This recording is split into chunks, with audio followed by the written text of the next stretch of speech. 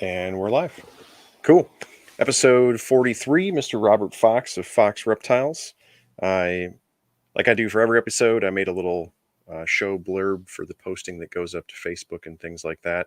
And I basically just listed off a bunch of giant, really cool lizards and some Redfoot tortoises and all kinds of things because you have a very cool collection, a lot of lizards that I am also a fan of and several that I keep. So I was really excited that you said you wanted to come on and talk. And then scrolling farther back into your Instagram and Facebook and all that stuff, you build enclosures pretty similar in ways to like myself and Mike Stefani and all these guys that we've talked about that build giant boxes full of dirt for big lizards. So I was really happy to see that we seem to share some of the same ideas for keeping big, huge things with big claws. You're got that fake rock still that Mike does. Let me tell you. That stuff's cool, man. I haven't done it for any of my monitors yet. I have it set up in a large green iguana enclosure, and that thing hasn't torn into it yet. So I'm pretty confident with the digging claws that it's taken up with the climbing claws. So we'll see how it goes. But well, and I mean he's keeping giant waters on it too, so it has to work for him as well. Oh, I know. I said he made me believer. That's the only reason I'm going to try. So literally, like first picture on your Instagram, I want to ask you about. You have really big enclosures, which is awesome because you keep really big species. And are you growing grass in those enclosures? Some of them. It's kind of hit or miss depending on the species and the specific animal because I started. So at first I tried using just standard grass seed. I didn't know anything about grass seeds at all. Well, there are mixes without fertilizers that are specifically for shaded areas, like less UV. Okay. And I don't care what kind of UV you're using. We're not using grow light quality UV like right on the plants themselves. Sure. So I got a grass mix that's meant for shaded areas. And like I said, as long as the animals aren't constantly destroying it, I mean, I'm noticing big clumps of grass throughout some of my 8-foot enclosures. You'll see like 5-foot strips, like 5x5s of nice looking grass that I started maybe about a month ago. Okay. And that first set that I used to grow, my Salvadori cage, I think is the one you're thinking of. That first cage I was doing it. That was an 8x8x7 that had 4 foot of substrate throughout the cage. It was heated from underneath. And I mean, I had to do probably 2 or 3 different times. I had to layer it. Like I had to let like some grass grow and then die. Then I'd have to turn it over again and then lay this new grass seed that I talked about when the soil was a little more, I don't know if it was firmer, if it was more nutrient rich, whatever it was. But the second go round, I started growing real thick substrate or grass. And the Salvador, I don't dig very often, so it let it just really go. And the big thing with that was just making sure that you turned it over. It was going to die eventually because you're not going to keep enough, you don't fertilize it or anything like that. So it's very hard to keep it nutrient dense enough. Sure. So you kind of have to rotate the grass almost. It'll be like 1 month I'll have a bunch of grass. 1 month I'll have to turn the whole soil over, add another layer of cypress or topsoil or sand or whatever it may be, and then run it again. And usually every time you do that, it lasts a little bit longer for me. So you're just doing, it's kind of like cover crops in your garden. You're just doing it at a very shorter term. Yeah, it's a lot of maintenance, but honestly, it's not. As long as once you start it going, it's throwing some seed on and rewatering basically. And then I like to do a small layer of cypress over it usually, and that'll kind of protect the grass seed long enough for it to root and all that. Cool. So the only experience I have with that was in much smaller enclosures, but for like geckos and different things. But I used ryegrass, and it did well in less light, and it grew really well. But what I didn't know is it's really brittle, and so it would literally crack. And you could see like I used it in a crested, and like they're derpy and would just jump off, and you could see where the thing would land, and it would just crack all this grass, and then there'd be like 3 little footprints. It'd jump back on the log, and then I just have stupid looking grass. But that's cool that like, I mean, you would think as waters and stuff are walking around, like they're just going to tromp through everything, and it still looks really nice in all of your pictures. Like that's awesome. And it was really smart to start with something that didn't dig as much at first. I That's was gonna say it was a trial and error, and with the water monitor specifically, a lot of people that they're getting a lot of that digging and all that. First of all, if it's a female's cage, it's not going to last long. Every time no, she sure, cycles, she's going to dig up that whole cage. So, the really nice grass that I have right now in my one Vivittatus cage, her next cycle when she gets the new male to her, it's going to be destroyed, and I fully sure, know that. But it also they like that. Sometimes I'll throw that in their nest boxes. They'll just turn it over themselves. Just kind of like I said, throw the seed on it. Some of it takes, some of it doesn't. There's no fertilizer in it, so you don't have to worry about it hurting anything. right, And it seems to benefit them. We try to do my girlfriend, I can't remember what she called it, but basically it's a couple little areas of almost like different ecosystems in the same cage you try to create for them, little microcosms. sure, Ugh.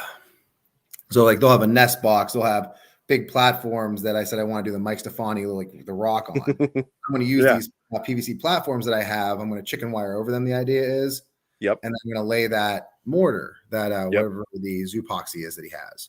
yeah, And that's going to be how I test that out.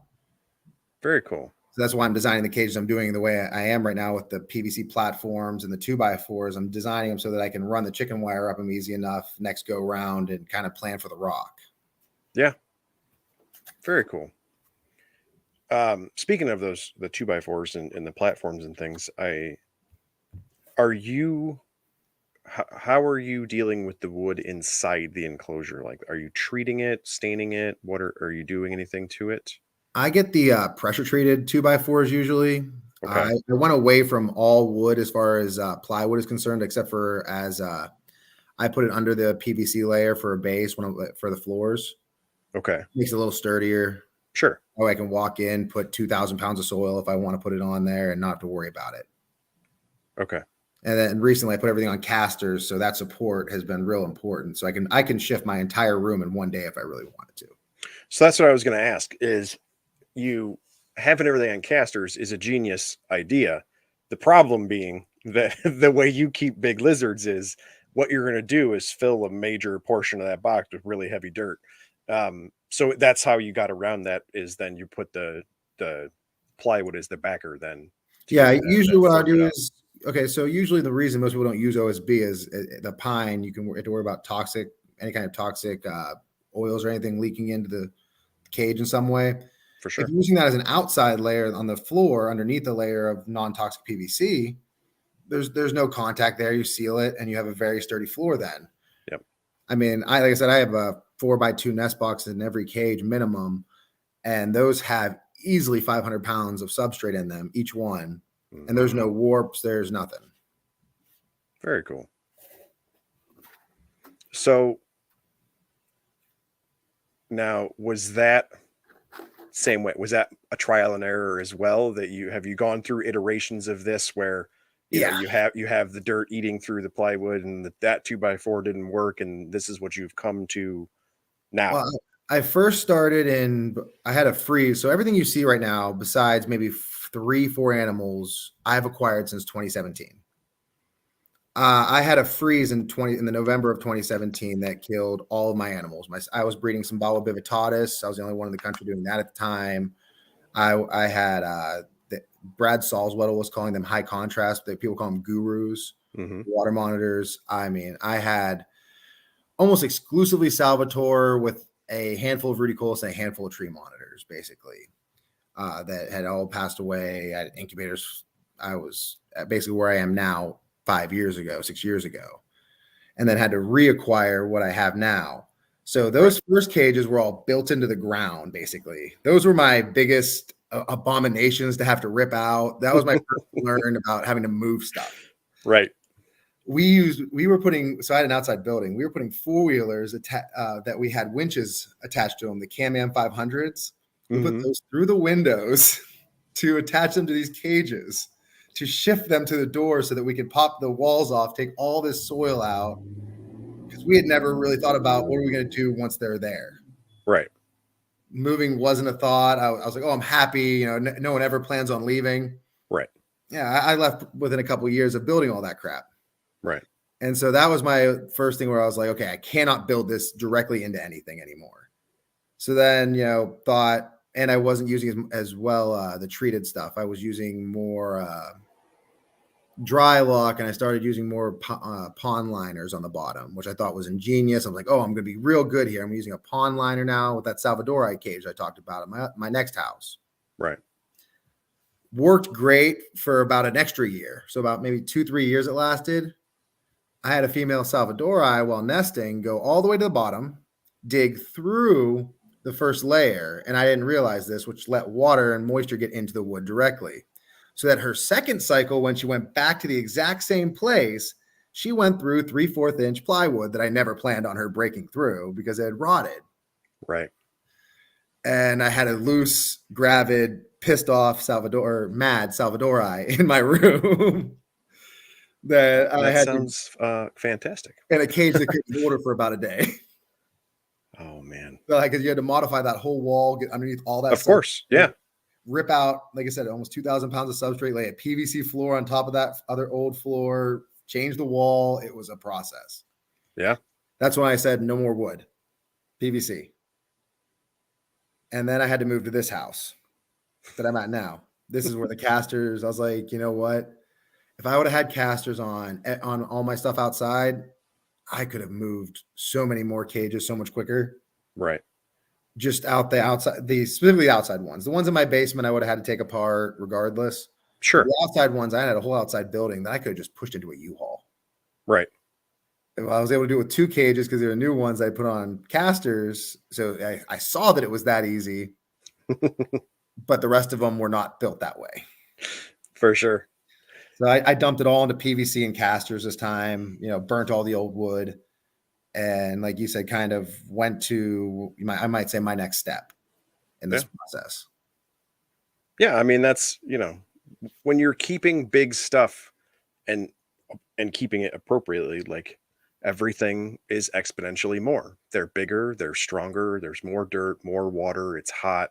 It's just that it's going to take, especially like the way for monitor keeping, like we've been doing, people in general in herpeticulture, we've been doing it for a long time, man. And it's always been a thing where you pretty well have to build your own stuff because the pet store doesn't carry things for what we like. So, everybody has always had to just figure out their own way.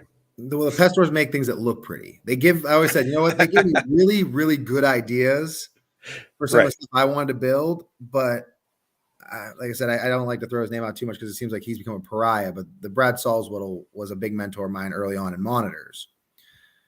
And that guy taught me so much about humidity in cages, how the boxes had to be tight, yet there had to be airflow to avoid any kind of fungus or molds. I mean, he always talked about the heated floors that I love to implement now with my heated nest boxes. Yep. I mean, when you do heated floors, it raises humidity immediately by 10-20%. Yep. You immediately have females that seem like they start cycling 10 times as often. I mean, heated floors are just a miracle worker. And again, when you're running them on casters, it makes it a lot more possible. Right. They're off to the be ground. able to get to it. Exactly. You know what? If I made a mistake and something happens to melt a little bit, I can get under there quickly. I can replace it and make it work right. Yeah, for sure. And so, like I said, I try to take those concepts that I was taught early and that were beaten upside my head about, I'm glad that this cage looks so nice to you.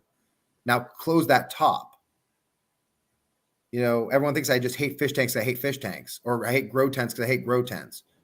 I have a grow tent downstairs that my girlfriend is calling South America right now. It's an 8x4x7 grow tent that has her red-footed tortoise group in it. It has emerald swifts. We're putting red-eyed tree frogs in it. We're putting in hibiscus trees. Very I cool. love grow tents for the right species. I love fish tanks for dry, arid species. I don't mind like a 100-gallon fish tank for ackies or for something like that if you had the proper substrate depth and all that. The reason I can defend it is people always say, oh, you could modify them. How many people actually modify the fish tank to hold a water monitor or a mangrove monitor or any high humidity species needed monitor, and they say they're going to? They're not. It's the ventilation. It's the fact. Like I was talking to folks. I actually have some that way. Those little enclosures. They come cut and drilled for cross ventilation. Like they're acrylic. They're not glass or anything, but yeah, that's always been the problem. Like high humidity, high heat animals, it becomes a sweat box inside of there, and we have to figure out a way to ventilate it. Okay, cool. You know, way back in the day, computer fans were the coolest thing, and then we, had the Euro vent doors so they wouldn't fog and all this other stuff. And it's like, I'm still using computer fans. yeah, because they work. But like, you could go to the hardware store and get a bit and make a hole in through PVC and plywood and good to go, and you're probably not going to mess that up. And if you did, it's relatively easy to fix to make Yeah. it bigger or whatever. Very few people can go to the hardware store and then go to their garage and do that on glass and do it accurately, not mess it up 2 or 3 times. Like, Yeah. it's not impossible. It's just so much more difficult that people likely won't do it. And if they did, their expense and their time and their skill level has to be so much more that all of those are detractors for why you're probably not really going to do it the way you should do it. You Well, know? and like I just figured out some sliding glass stuff. I mean, I have no building in my background at all. I'm a salesman. I do not. My father couldn't put a 2x4 to a 2x4. Probably he couldn't figure out any of it. I was not taught any of this. It was nothing but, like I said, getting beaten by my mentors over and over again. How you got to build a box. It doesn't have to be a perfect box. Sure. It's got to be a box. Like I said, mine still have little cracks in them sometimes where the PVC wasn't cut just right, and that's a little bit of ventilation. It's not going to let out all the humidity. There's still water dripping off the roof, but it is some airflow, and it's not going to let a 7-foot monitor out. Right. Yeah. So I don't have to. Yeah, and that is the benefit to building for giant things too. Like They are all the little junk that I was pointing at, like everything is tiny and incredibly precise. It's for invertebrates. Like I really don't want to lose that. Whereas you're talking about a Salvatore or something like that. It just your room for error is a little bit more. The problem being when you run into an error, it's usually a floor rotted out, and now I'm totally screwed. Like that's what you said. Everything's exponentially more. It's your forgiveness is more, but then the consequence is also more when they do get out. Like you said, you got to replace everything. For sure. Yeah, I'm running into that with Cyclura.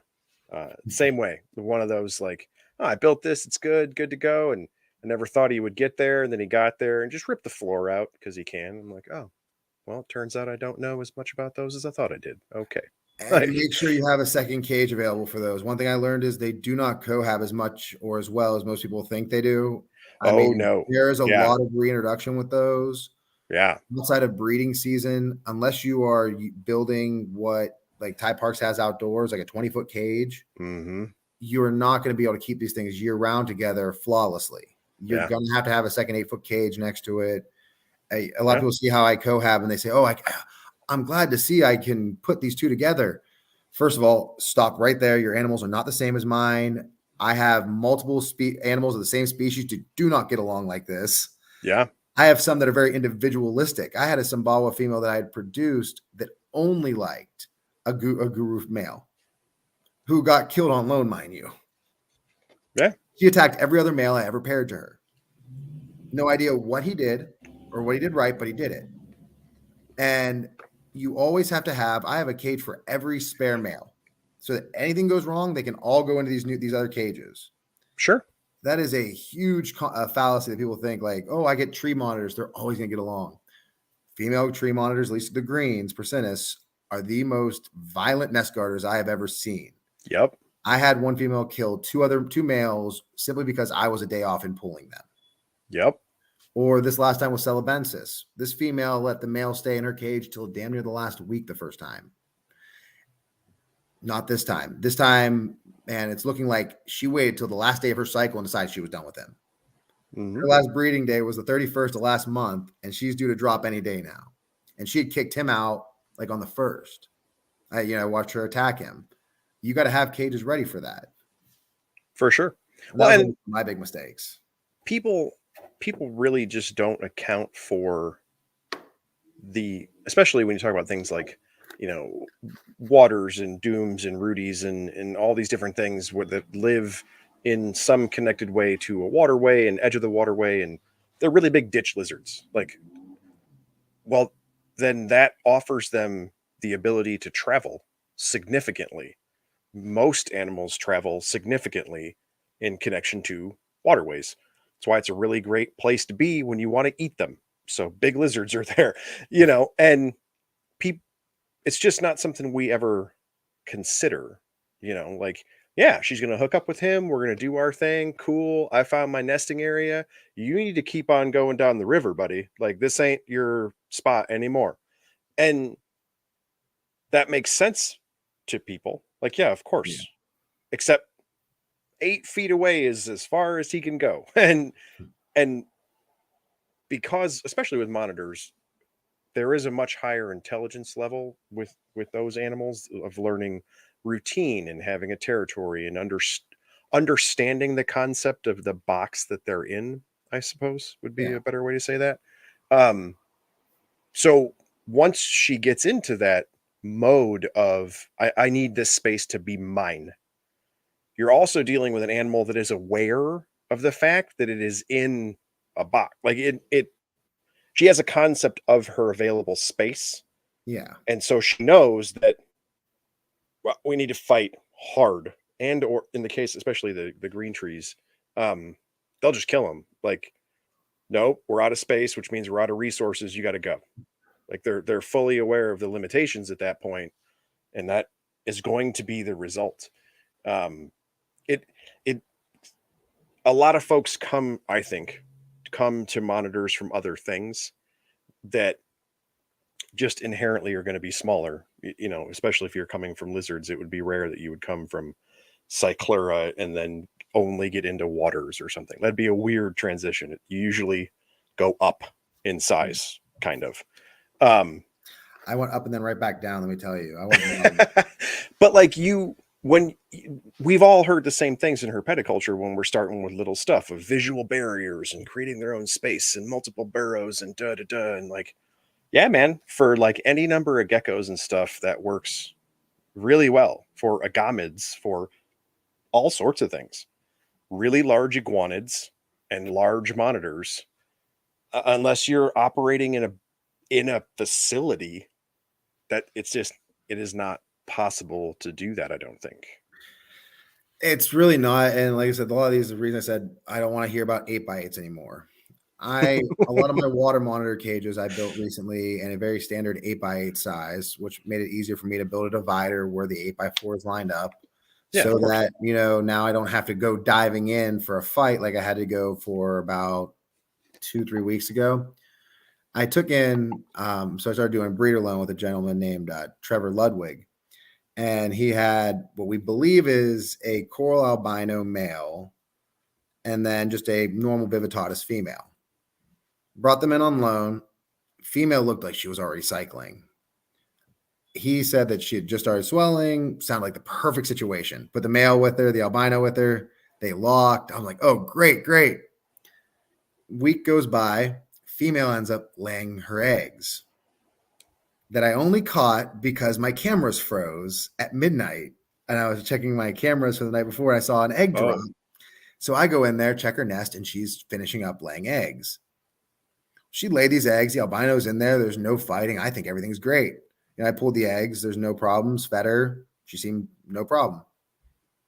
Man, I left for about 5 minutes, got a bunch of my hoses from outside and brought them downstairs. And I hear a bunch of commotion in that cage. Sure shit. Or sure, she had him in her mouth. And I'm like, oh no, I mean, the $20,000 lizard is being attacked by the $500 lizard, and they're both in my care on loan right now. I got to go jump in there, separate two very mad lizards. And thankfully, no one got hurt. She was more or less kind of pinning him, it looked like. okay. And that it reminded you that even, it seemed perfect. She must not have realized he was there at that very moment. Sure. She was so driven in laying, she just. Oh, yeah, yeah. And it shows you that you can't. I should have just pulled him. I knew better. I had seen this before, and I let it go thinking, oh, I'm fine. I got to get these other cages built. No, you got to get those males out. Give the females a couple weeks at least. Yeah. Let that smell go away. wash everything down, give her a good bath sometimes, depending on the female, and do the process. There's a reason that I've had the process in place for so long. But some Okay. species of Rudicolus, I think one of the biggest problems people have with Rudicolus, because I figured out it was one of my problems. Females typically don't get as cage aggressive with the males, but males will quite literally go behind the female while she's laying eggs and eat them while she's laying. Oh, Almost every single time. And now I've talked to probably a handful of other guys that have had eggs in the last year or two, and they or found eggs, and they're like, I swear, every time the male's pooping them out. I'm like, yeah, you got it, Rubio's. I never saw a fight. The female never went off food. You know what? I've been wrong. oh, I've been wrong more than I've been right when I pulled the males about timing. But it's the only way I've gotten any good eggs.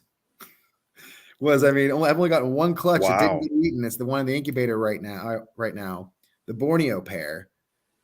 We had found those, and we think those were in her nest for 4 months. Whoa. Okay. Yeah, like I said, a complete heated nest for everybody. I use for the Rudicolus nothing but peat and cypress. They have never laid in dirt for me, topsoil like Salvatore do. Really? After all the reading in the world, I think that Rudicolus live more or less in very tight, you might say, between a couple trees, you might say. It seems like my females, I've had males break out of the cage. Female stays in that cage with a wide open door, and the males go wandering. I think females stay in a very I see tight little that. tree area. They go about 30 foot up, for basking and all that. They like very high basking temperatures. And unlike tree monitors, which they most often are compared to, they go down when they get Mm-hmm. scared into a hole. They don't go Mm-hmm. up. Tree monitors, Salvadori, all those typical arboreal ones, they go up. Mm-hmm. Rudicolus go down. And the more I was reading about it, I was like, they're living in these rotten stumps. They're laying in these rotten stumps. The closest thing we have that we typically can find are cocoa peat. I usually use peat humus and cypress. Those three things I mix all together. Only about 25, maybe 30% of that is cypress. The rest of it is that cocoa peat and peat humus. And that Wow. is where they lay every time. And that's where those eggs I found were there for literally 4 months, we believe. I mean, those eggs are bowling balls right now. I posted them yesterday or today. Yep. Those are the ones that were in a nest, we believe, for at minimum 2 months, at most 4. Because Wow. she laid 2 clutches, one in March and one in June. Okay. We found a single egg in both clutches, but the one in June, we found some in the feces of the male. Oh, That's why we okay. believe that these ones came from the March one. Rudies don't usually lay 10 eggs. I mean, even 8 is a fairly large clutch. Right. So, I mean, we're excited. Like I said, they look much more developed than the one that I have due in November from a different female. Right. So, like I said, I'm watching these things every day right now. I think they're due anytime, any day, and 5 years of work. That's awesome. Um, Sorry, I went on a tangent there. I want to hear monitor tangents. That's my jam. I have like 14 questions based off of that entire thing, but so a couple of things. How are you heating nest boxes? What are you using to do that? So I'm using I use either heat mats or Reptile heat cable. Okay. And I do what John and Dragna, he called it like a double bin system. Basically, I'm Mm-hmm. buying duplicates of any bin I'm using for nests. Yeah. And I'm lining the inside with duct tape if I'm using the Reptile cable over the Reptile cable, so it's Mm-hmm. lined not over itself in S-like pattern through the whole one side, and then putting it back inside the other bin. Okay. With the Rudicolus, I like to go with a 4x2x2 bin. For as small of an area as they tend to nest in, they like to have a big option, it seems like. And they love to have buried cork tubes and wood in their nest substrate. I always find the eggs under a buried item.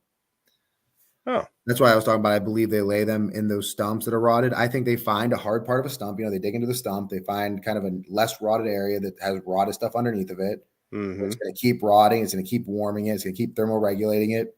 They lay right underneath of that. And that's where I almost every time find my eggs is under more or less a duplicate of that.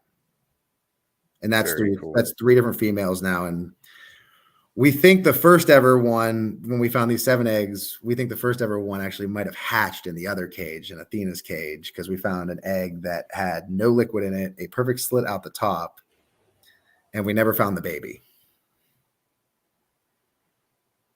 That'll happen. That'll happen during this move about awesome. 2 months ago, and terrifying and sad. And that's like it's the demon of having a good nest. So you're like, oh, I'll find them next time I go digging again. And you never find them. Yeah. And I can tell you now, I beat the crap out of my hands now because I will not have that happen twice now. I feel like I've lost at least one baby that might have hatched in the cage. And I had that happen another time with Salvatore. Sure. With those heated floors that I talked about. I found 2 babies basking in mom's cage. Oh my God. That was 2016. See, but that sets you up for some heartbreak, of course. But man, that's cool. Like that is so, like that had to be so. It probably scared the crap out of you because we're looking around for the big ones, make sure you didn't eat them. But like that had to feel so good in the sense of what I made works. It worked to do the thing. They did what they do, and I created a place where what they do can work. Well, that's why I went. When I went to the new house here in the last couple months, that was almost like the icing on the cake. Finding those 7 eggs right before the move when I was ripping everything out. Yeah. That proved to me that what I was doing at the very least was adequate. Very least adequate. And at best, I figured it out, you might say, because I missed a clutch of eggs. This goes to that I'm getting tired of this bad habit of mine of kind of saying I'll figure it out tomorrow. I went in, my help and I, Steve, a buddy of mine who helps, Steve Ricks, he's on my page. He comes every single week on Saturday, drives an hour and a half every Saturday to come help work in my collection. Wow. And we go digging because we're getting ready to move the final cage from my garage here to the basement because we just rushed a lot of the stuff into the garage to get to the new house so we could sell the old house. So we get everything. We're getting ready to move her cage. And I'm like, let's just double check this nest. You know what? She bred. We never found the eggs. A hole I had dug out had a piece of, this is where I was getting that lip I was talking about, had a piece of cork bark damn near on the bottom. I mean, it was almost pressed.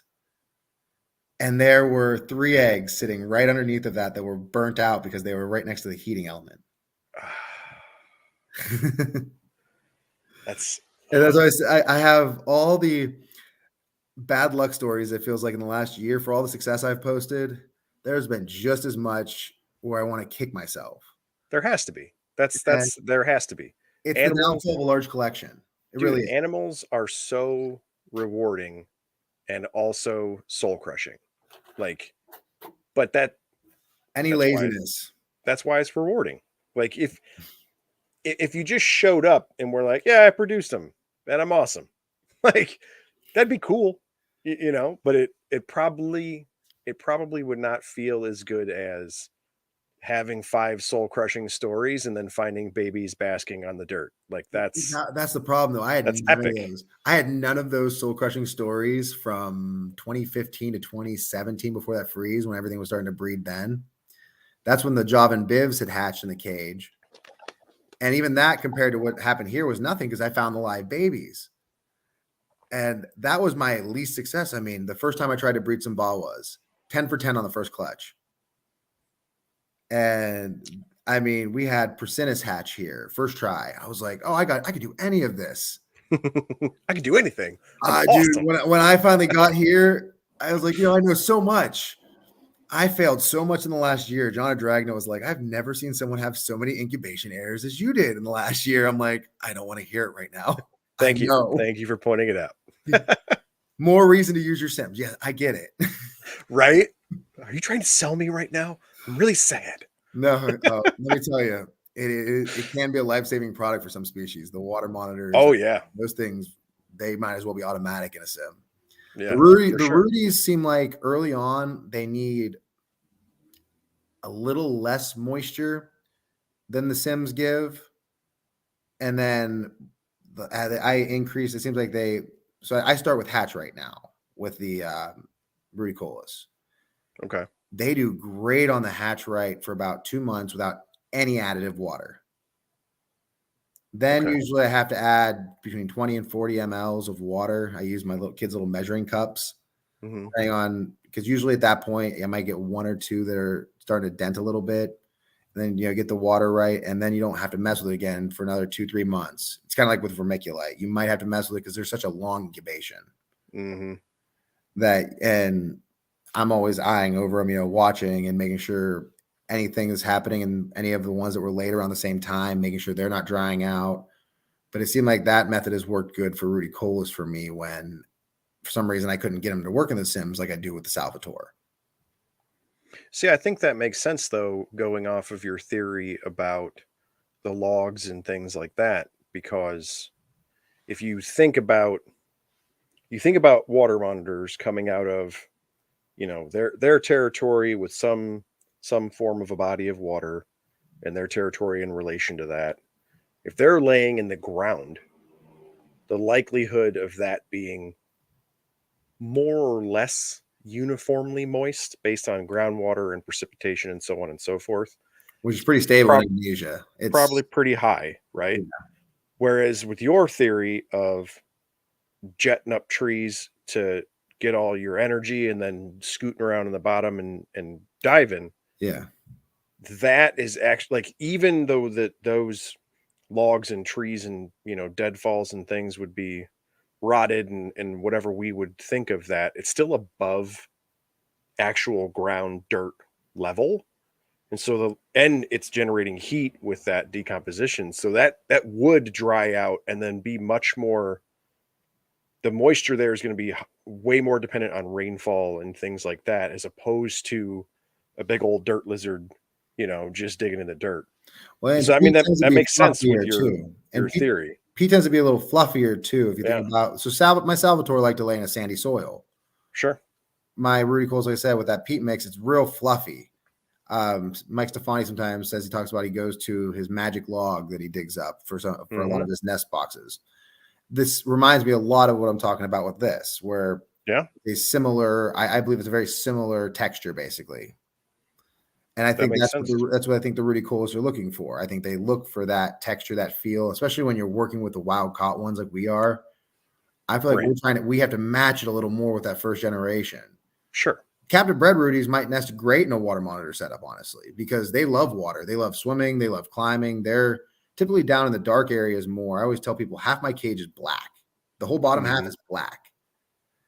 I run a red bulb on the left side to try to keep that blackout effect on the bottom, because they like to be in that under, basically outside of basking, that down deep foliage between the stumps and the trees and all that, and the leaf litter. And like I said, I think a lot of that is, if you read about a lot of spots where doomerals are that I could find, Yep. they come from a lot of peat forests. Yeah. I mean, Ruticolis come from very similar environments, as far as like their soil is not going to be as sandy. Hmm. So it just, the whole environment you're trying to recreate almost. Yeah. And like I said, that dark underside, I think it's the security factor. They I hide agree. almost exclusively. Every one of my female Rudies hides between their nest bin and the front wall almost exclusively. Even if I make 100 other hides that would seem perfect. That's why I said I think they live between trees real tight. I Hmm. think they find this little secure nook, basically, and that's where they like to hide. They sleep, and it's usually, I think, in the tree, in the under, like, stump areas on the Yeah. ground. Well, and my experience is only with doomerals, but um, if you just look at what people have success feeding those types of animals in captivity, you know, waters and the actual larger species, a little bit garbage disposal, kind of eat what they can get, but they're big enough, they're bruisers, they could get what they And they're want, forgiving. whereas like my doomerals, it it wanted to go down. It loved to go down and get crayfish. It loved to go down there. And if you just look at them, they're slender, long snouted. They pick at things. They obviously have, or to me at least, it's smaller. They're faster at getting it.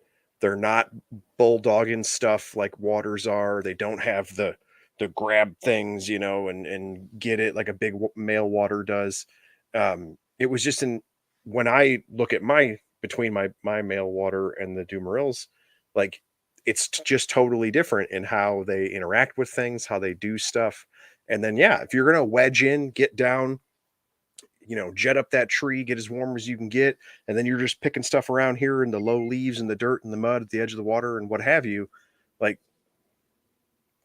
that is a whole bunch of amphibians, a whole bunch of arthropods, like any number of those things are going to all inhabit your same spaces, you know.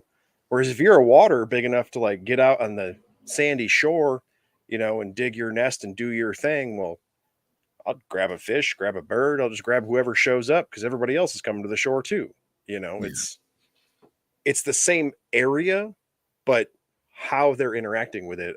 I think your idea of going up and coming back down is very fitting.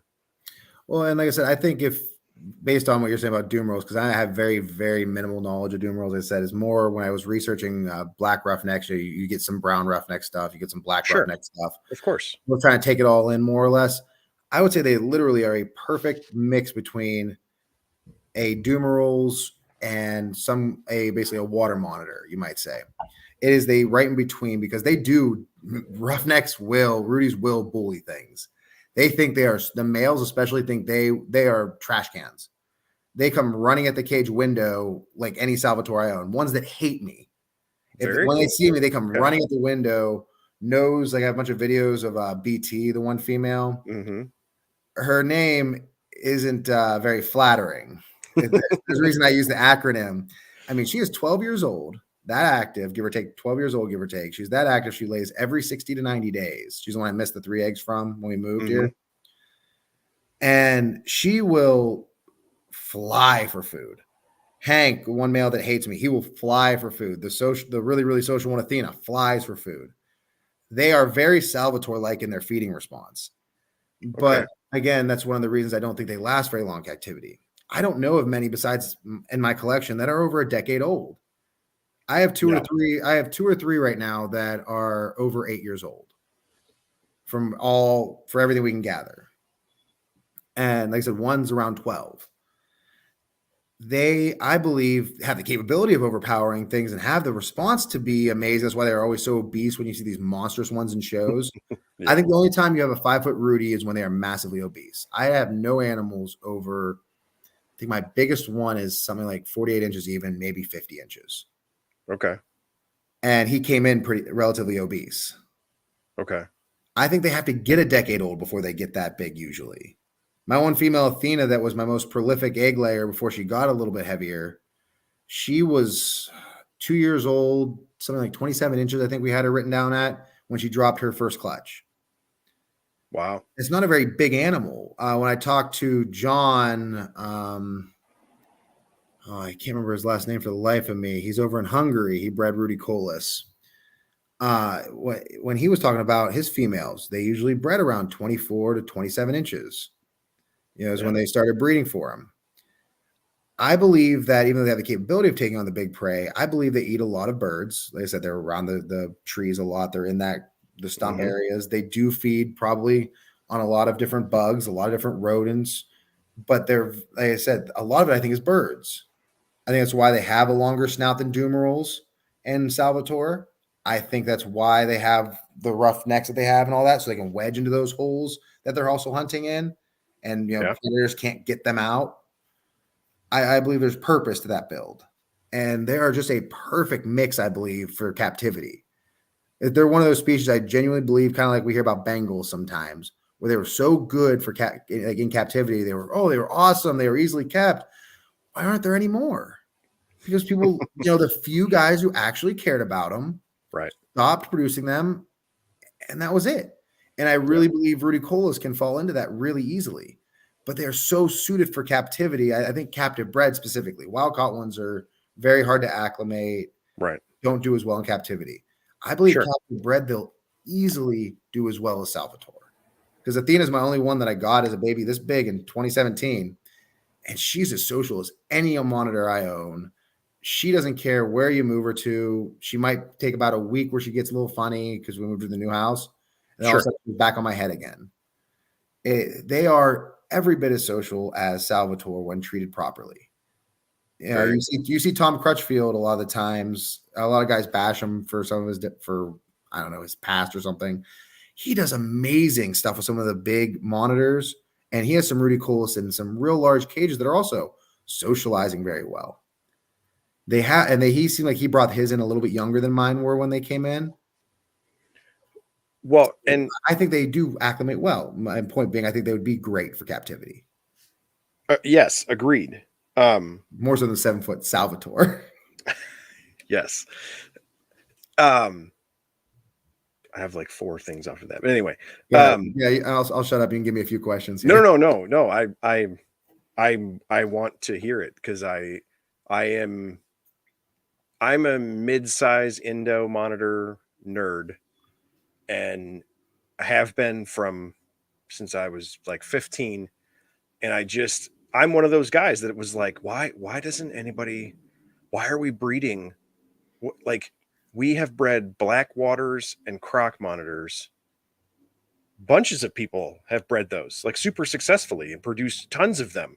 And then like we can't breed stuff that you could actually keep in your house. Like, man. So yes, from a monitor lizard nerd since I was a kid perspective, um that's epic to hear of your observations of their conforming, I guess, or benefit, not benefit, yeah, benefiting The conforming would be a good way of putting to it. captivity. They're doing I think they well. would be very well suited. So I believe captive bred Rudies. I think if the average person wanted to put one in an arboreal setup, I think it would thrive. If they wanted to put it in a standard Salvatore setup, I think it would thrive. If they did everything I'm talking about with all the little microcosms, I think they would thrive. I just think, unfortunately, we have the wild caught experience right now. Right. And sure. the few people who have seen these positives have unfortunately not bred them. They unfortunately didn't go down the rabbit hole I have for the last 5 years. And Right. this is why I give Kai Fawn so much credit. I thought it was gonna be so much easier. I thought Mangroves were gonna be an easy breeding project for him. They have been, for a lot of people, confounding. And Yes. he seems like he's figured them out in a great Yeah. way, at the very least as good as anybody. Yeah. And I But never would have thought that they would have been he also project. has, similar to your stories, he has quite a few soul crushers before And he that might has be the the good reason ones. that might be the reason that they don't have it, is they aren't as forgiving, unfortunately, the wild caught ones, as Salvatore. Salvatore will breed wild For caught sure. in a bunch of different situations, Yeah. whether Yeah. They're proper or not. raccoons. Yeah. Yeah, they really do. And I mean, Celebensis, I thought was going to be harder. I love it. They're just as easy as other Salvatore, as long as Yeah. their problem is they have. I always said they're more of a cross between mangrove monitors and water monitors. They have more fighting between the Yeah. sexes. I have a male that I cannot find a female he likes. He's tried to bite 2 different females so far, and then right now I have him with an Obi Island female that he likes so far. I always talk about the weird thing with Salvatore. Yeah, I have an Obi female who also doesn't get along with others. Put them together, and so far it's been. I have cameras on both. I have them in a dual level cage. It's 2 8x4x2s basically that have multiple holes cut in. They come through cork tubes. So Okay. like 16 feet of space to spread out and get away from each other if they have to. And so far, I mean, they bask together. She's on top of him half the time basking. He's on top of her half the time. I think she actually might be cycling now. And I was like, I'll be excited about that because Obi's, I mean, she's 35 inches. Right. That's another small Salvatore. And I Yeah. love the insular subspecies. Yes. Yeah. And they breed as easy. I think it really is lack of trying, or people didn't know about them. Both. I mean, I could see an argument for both. I On the one hand, I am happy that like bigger names had success with water monitors and let people know that you could target train them, you can feed with tongs, you can clicker train, you can do all these things, and it made them very popular for a time. Um, I my hope is that like now that we more easily understand that there are really pretty ones, there are smaller subspecies, there are a lot of options. Like I'm hoping, and it kind of is there, at least that I'm seeing on social media and stuff, is that water monitors kind of go the retic direction of, hey, these are super cool and they come in colors and fun things, but here's a dude that has small ones. So how about we try some small ones because you probably can't actually keep an 8-foot lizard in your house because you don't want to give it its own house. Like I'm Yeah. hoping that it kind of trends that direction, and it seems like it is. And it I think that will help. Like if you can, the fact that the things match up well in keeping and breeding and so on and so forth will make it easier for the people who want to seriously breed them to make a transition like that, as Yeah. opposed to if you're a breeder and you're just doing breeder stuff and it's like, hey man, why don't you try a smaller water monitor that might be a little easier for customers, maybe a more responsible thing type of deal for the public, but it would be harder for you, then that's harder for us to convince someone to do, as opposed to, Yeah. look, dude, it's the same recipe for the same cake. We're just making cupcakes and not sheet cakes. like, you know, um, so I'm glad to hear that you are seeing a lot of those things. And you brought up Crutchfield, and he is one that he still talks about how back in the day, they used to bring in Indo monitors, a lot of the mid-size stuff, and he talks about how depending on who you got it from or where you got it from and so on and so forth, they used to bring in huge ones and then they used to bring in what we consider normal ones. And his big contention was it was a either sub-specific thing or a locality based thing, but like as we've shown with every other Indo monitor, like their ranges are broken up by islands and geographic isolation. It usually ends up with subspecies. If not, it ends up with weird locality types. And a lot of those locality types end up being size driven.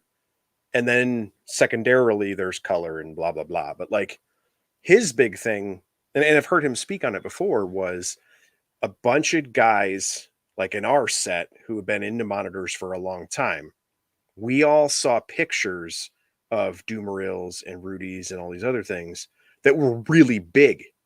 And so people got it stuck in their head of, oh, I'm going to feed it like a water. I'm going to get this lizard and so on and so forth. And his big argument is we were seeing these cool, one-off locality pictures from guys like him who got to go to Indonesia and get these things. Yeah. And then when him and other folks were importing them and whatever, they were just bringing in normal lizards. And then you were like, oh yeah, it's the trophy one that Bob had. It's 5 feet long. And it's like, nah, bro, I just imported like regular ones. He had the fancy one. And we never knew the difference. And then we feed to this cool trophy size and nobody produces because their lizards are all fat. And then, it's And kind that's of a weird thing anyway. It's kind of niche anyway. And then it just faded out. that's a big problem I'm seeing with a lot of these mid-sized monitors too. Obesity seems to be play a key role in them stopping their cycles. Sure. My one female Athena that I was just talking about, the super social one, she was cycling like crazy, doing great, and then all of a sudden reabsorbed one clutch and it put on a bunch of weight between cycles and then stopped cycling for a solid year until we found that one egg that I talked about we think hatched in the cage. And then she's back to breeding right now. Her male started pursuing her yesterday, the day before. So we're hoping to get some more eggs from her for the first time in almost 2 years because of weight. We had to bring her down. I was Yeah. feeding her once a week, basically one chick once a week. And it's easy to get into that trap. You have a breeding female, feeder, feeder, feeder. you know what? My best breeder, who the 12-year-old that I talk about, I try to stop her from laying eggs. Not through like getting rid of nest or anything like that, through diet. Like, well, I'll stop feeding her for a little bit. I'll give her the once a week feeding after laying clutches after I brought her back up. Sure. Nope. She will do it whether she's skinny or not. It will just it'll affect clutch size for her. This last Yeah. time was a prime example. I tried to literally turn her off, and that's why I said, "Oh, she didn't lay any eggs. She was skinny the whole time. She looked a little round for one day. You know, there's no way in hell." I was wrong. Yeah. She had laid eggs. And you know what? It had nothing to do with feeding her up. It was still enough compared to a wild caught Rudi. And when you see those come in, she's still thick compared to wild caught Rudis. Oh, sure. Sure. Yeah. And those are laying eggs. I mean, my one Borneo female, the one that I think she's laying, she might be laying tonight or tomorrow. We're not 100% sure when the lock took, just how round she is. Hmm. She looks bone thin 90% of the time, besides when she's cycling. Yeah. She's like Athena was when she first started. That's why I'm watching her weight like I do with BTs and all that, so I don't make the same mistake twice. And she's the one with the 7 eggs here. She becomes real obvious because how thin she is. That it helps the keeper too. Sure. You see it easier. The eggs tend to be better. The females tend to make it longer. It's like I said, we don't think about what they look like when they're in the wild either, and especially the Right. mid-sized monitors. Mid-sized monitors typically are not round. Right. Yes. They don't have the same dimensions scaled down to our big Salvatore. Right. Yes. For sure. Well, and to your point there about trying to shut her off or trying to stop it and so on and so forth, like, that's something you always hear from the guys that keep dwarves. The guys keeping dwarf monitors that are, in my opinion, are doing a good job. They tell people that buy their animals, like, breeding, not what I don't care. You have got to feed them at least to the level, like, you cannot slack off and then be like, oh, she won't produce eggs. Or Yeah. no, because they just do. It just is. This genus in particular really seems to have adopted that somehow in their evolution. Really, almost all of them that I have ever interacted with, which is a lot across this genus, um, whatever's happening in their environment, they have to produce young. And so they physiologically, that it doesn't turn off unless there's some very serious change. Yeah. And so far, aside from, illness or injury or whatever, the only serious change we found to shut them off is obesity. If you keep an animal at even just what's considered a normal, any kind of normal body weight, they're going. Like, that's really how most monitors have been so far. It's obesity that's shutting them off. And I think a lot of it too, I think a lot of it's habitat. So in Indonesian species specifically, outside of some of the insular stuff, like some indicus that get closer to like Australia, New Zealand, that might have some seasonal changes, the majority of Indonesia does not have major changes outside of Right. rain. And even that's Yes. just like a couple months. What Yep. their big change, at least what I think it is I believe it's food driven. This is why the feed to breed has worked for monitors, specifically Yeah. water monitors. Again, when food is scarce, the females go find new places. I Hmm. don't believe they cycle, like they said, they might not cycle then for 180 days, but then when they find a place that has all these resources, they cycle every 60 days. I mean, some of my females, the one Rudi I'm talking about, when she had her first clutch for me, which mind you, she was almost a decade old when she had her first clutch for me with the Rudi Colas when I figured that one out. She had no major changes other than a little bit of food and dropped 10 eggs. Hmm. I believe they come in and then she dropped 15 days after dropping 10 eggs. 15 days later, cycled again apparently and laid 45 days after her first clutch. So Yep. she had a cycle within 15 days of laying eggs. That's a makeup, I think, because when they finally find something that's, said, a good habitat for it, they procreate. Indonesian Yeah. ones specifically. And I Got to think make that's it happen. true for water monitors. I think it's true for Rudi Colas. I think that's true for a lot of species. Sure. But one thing I'm seeing, and I've heard Ron St. Pierre say something similar to this, is that always good? It's good that whenever they cycle that they're fertile, I know. And it's much better to have a female that's cycling, have, like I said, a fertile, have be fertilized than to drop a bunch of infertiles. Sure. But Ron said he believes there's a limit, essentially, a preset limit. She might be able to produce 100 good eggs, and I then agree. past that, you're going to have some sparse fertility, basically. Yes. And I've seen that with so many of my animals that you might say, like, I'm worried about that with BT coming up, where she cycled every 60 days, and no matter how I tried to turn her off, she hasn't. Mm-hmm. Because again, she didn't cycle for almost a decade. Right. And when is that off switch? Because I've noticed fertility's gone up recently. This last clutch, I mean, if I wouldn't have pulled them, they looked like amazing eggs. If I'd have pulled them on time, Mm-hmm. heartbreaking to say that out loud, but they looked like amazing eggs. And they Yeah.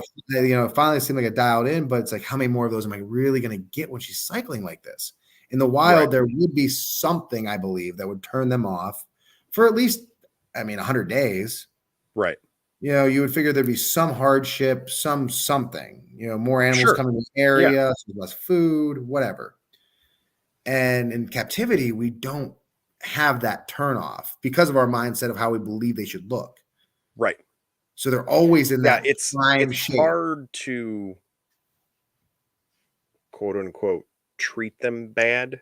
You know what I mean? Like so many, like It is. I keep a super diverse collection of all sorts of insanity, but like I love African bullfrogs. And when you talk to people, they're like, oh yeah, it's pretty hard to breed them. And you're like, oh, well, that sucks. Like American bullfrogs are super easy to breed. Well, how come?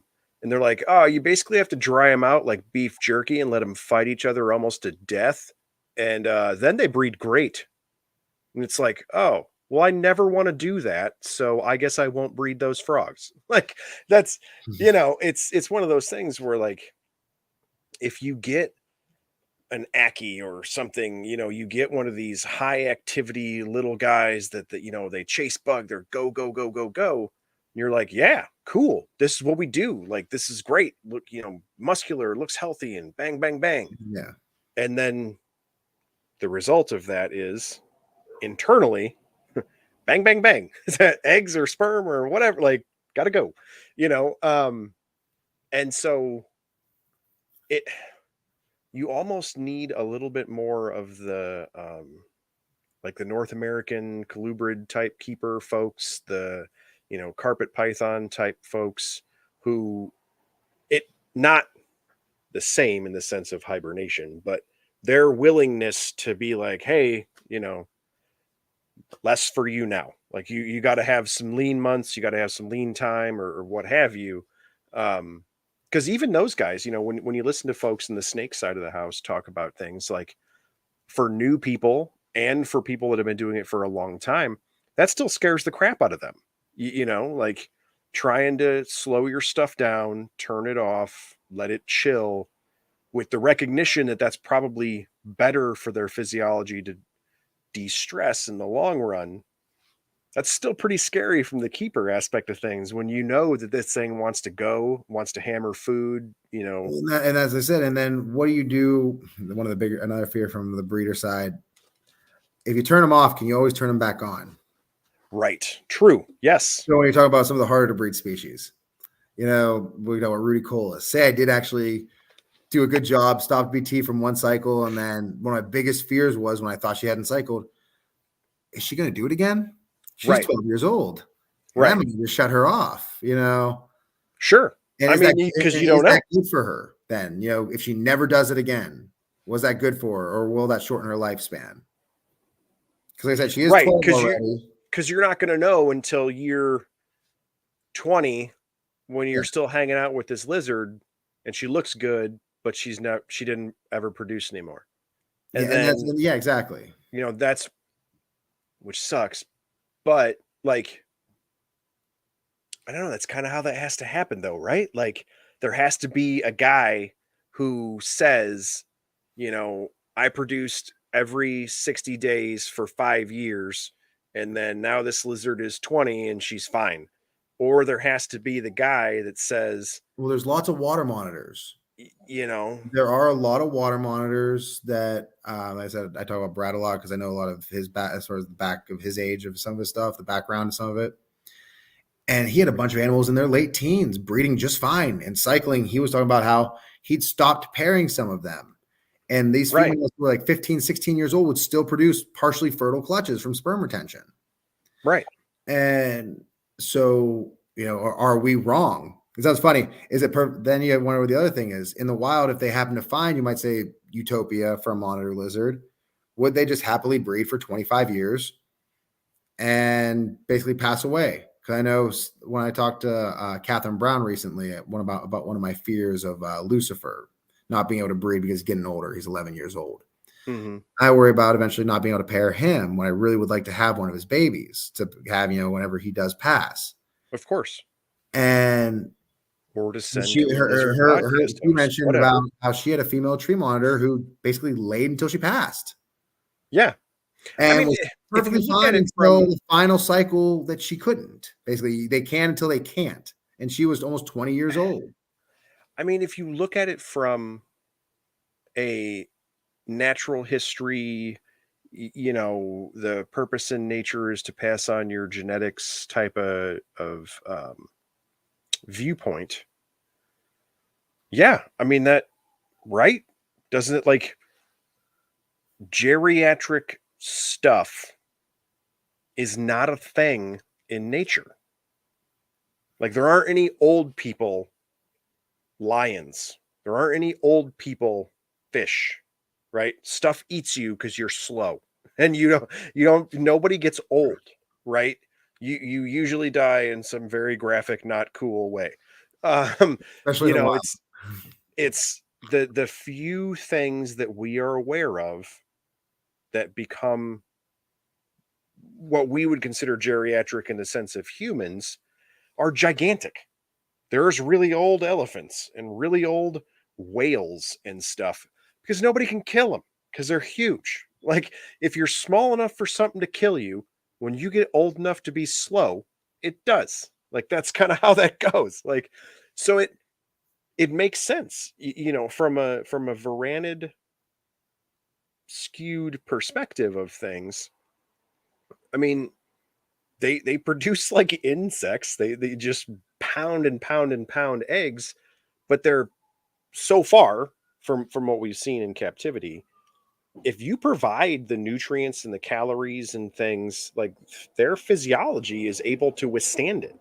Like, I don't, that I'm aware of, I've not heard of very many people like burning out, quote unquote, a monitor without there being um some sort of exacerbating factor. Yeah. Like, if you can afford a bag of chicks a week or whatever to keep this thing going, um, that the animal like, it's a machine made to eat things and make eggs, and that machine runs until the parts break, and that takes a very long time. So yeah, I mean, I think that makes sense. And like I said, that's been one of my, you might say, internal fights with breeding the Rudi is, first of all, as a project that I've been trying for 5 years, I want as many babies as I can get. Let me be Sure, frank. sure. I always tell people I want at least 2 to 3 babies per female. I have 3 cycling females. So I'd like to keep at least 9 more on top of the groups I already have. Sure.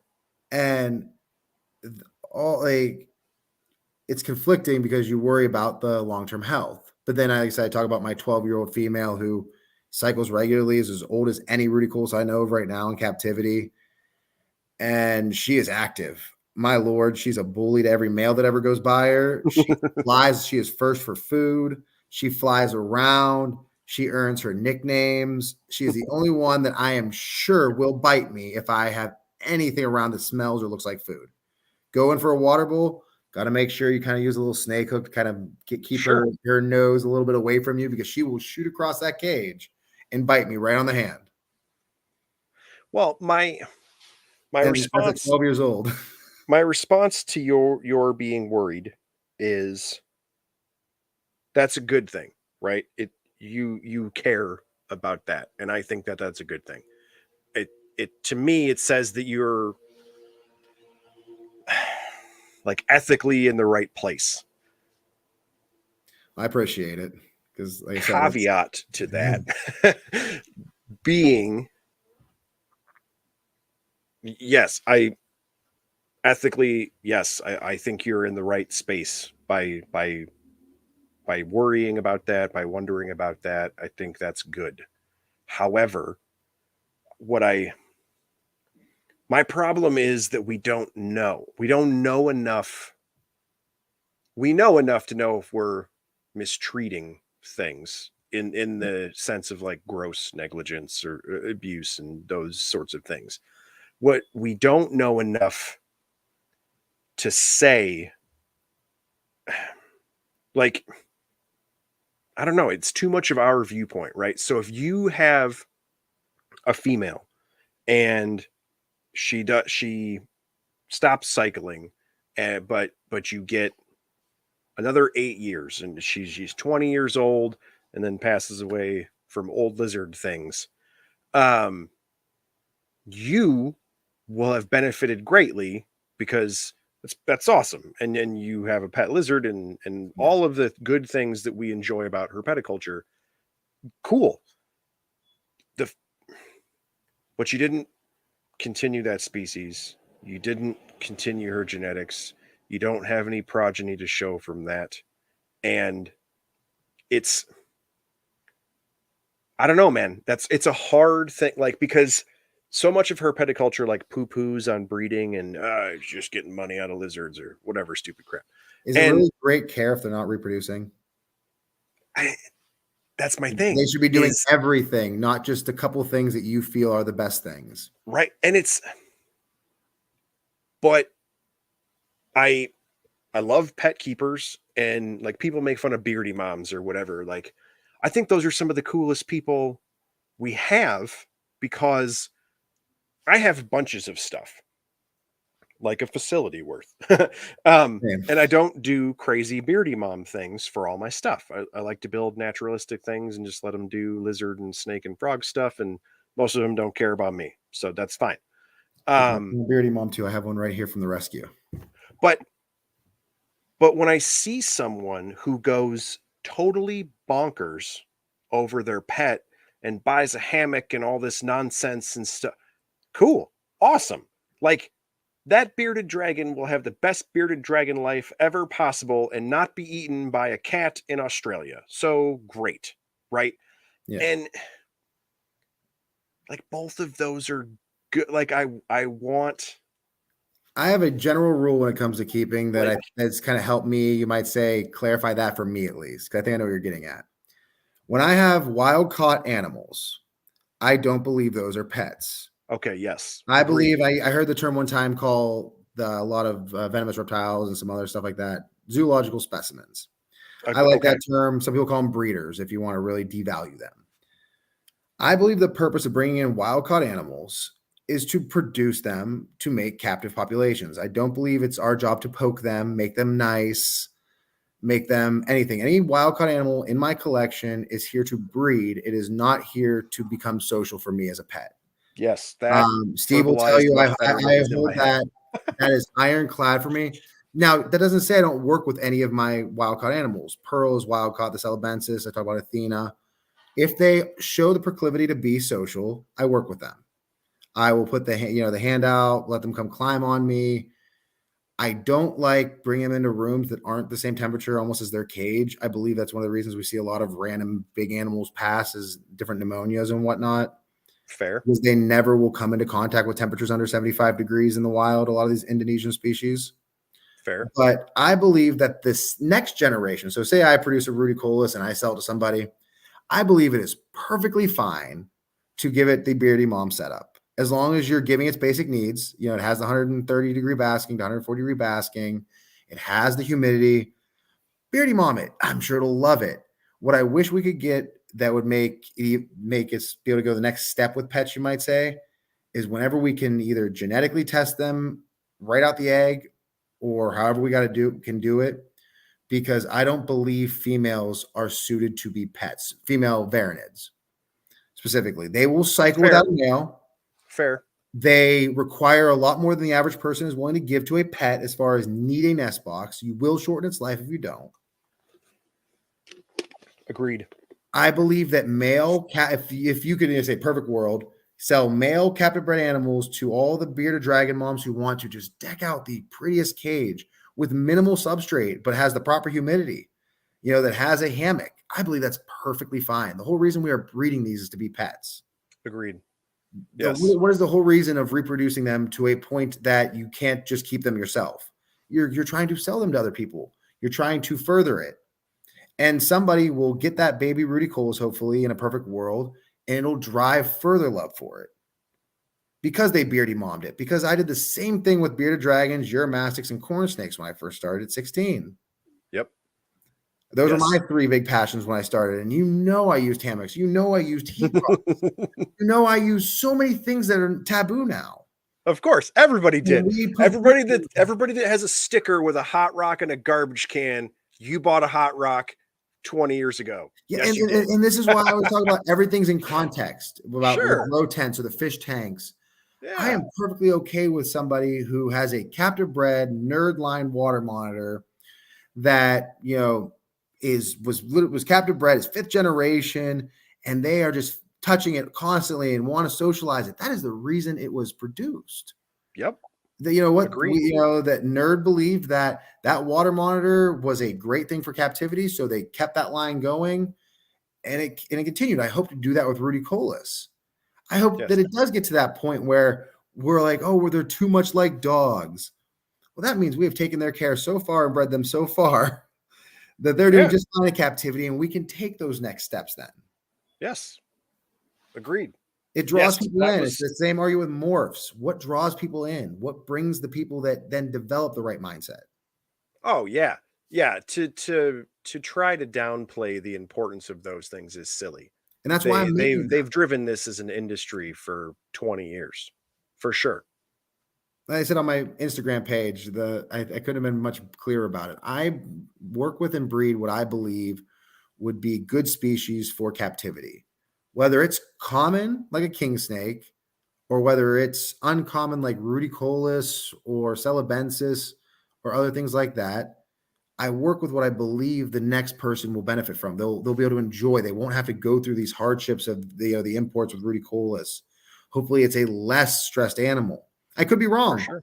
They may all end up being crazy, and then they will all stay with me. You'll notice anything I ever produce that's deformed, that is really mean, usually stays with me. Sure.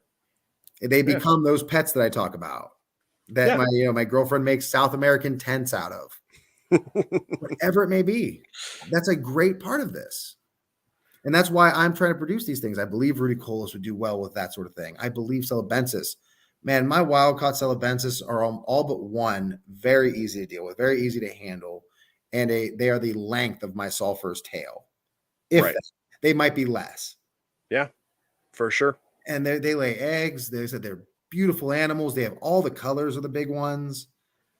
I don't know why I was told it was a kind of like the super dwarf retics. We were told they were fake when I first started getting the Sulawesi's about 5-6 years ago.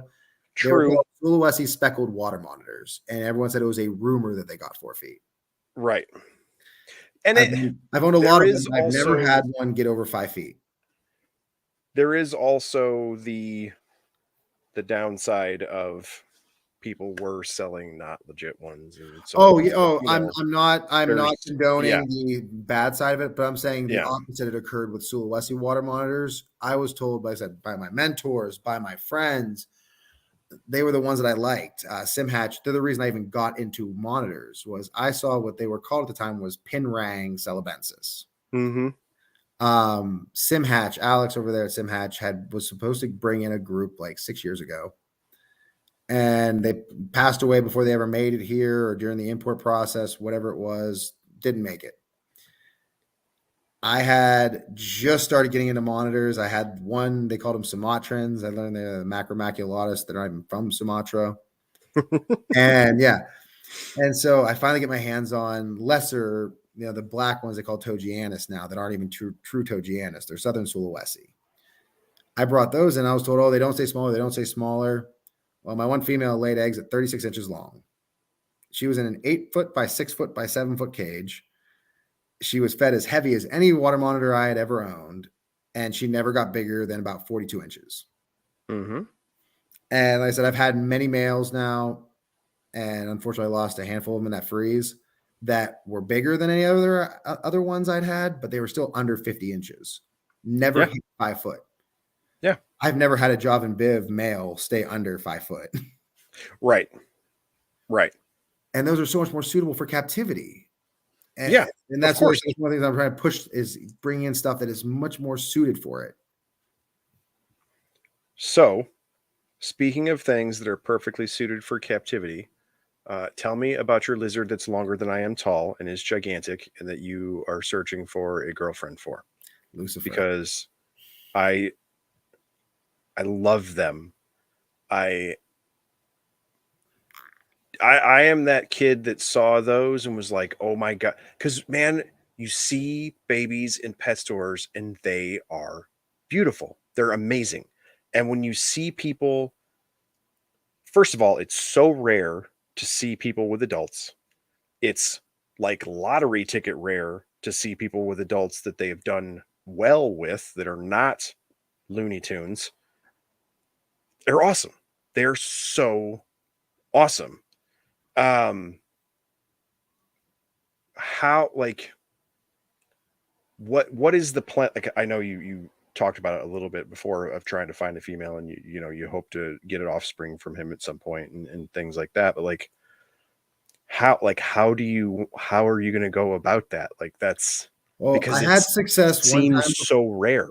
I had success one time in 20 it was before the freeze, so 20, I think it was 2017. He was mean as God. He was meaner than God at the time. He would attack anything that entered his cage. He had a sign on his door. My old help, Willie Wildman, he still to this day helps out my collection sometimes, and he still will not touch him because of what he saw that animal do. Sure. I mean, And that absolutely.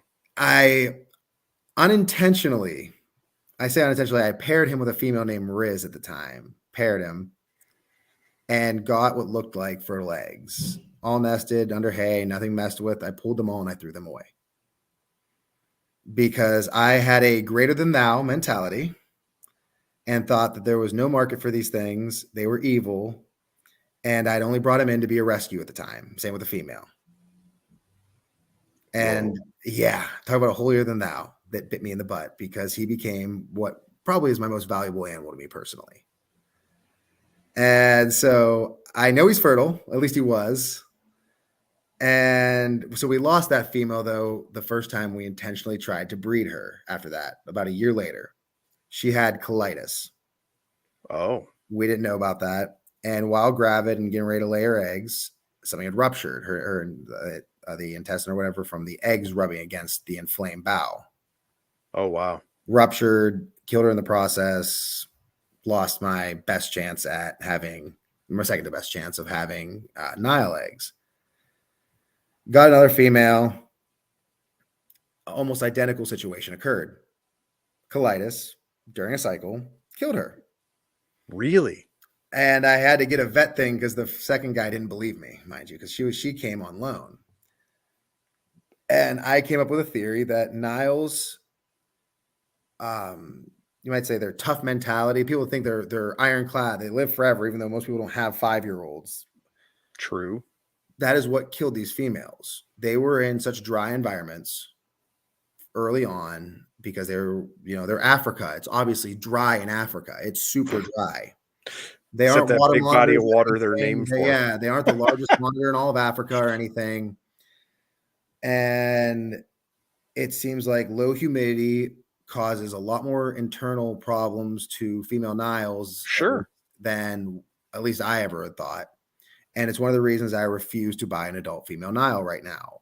Unless she is passing eggs, I can see the grow up enclosure from day one. I believe they are much more sensitive than people think.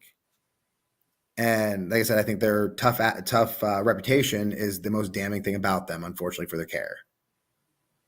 I mean, that makes sense. And that's why I decided I was going to go put my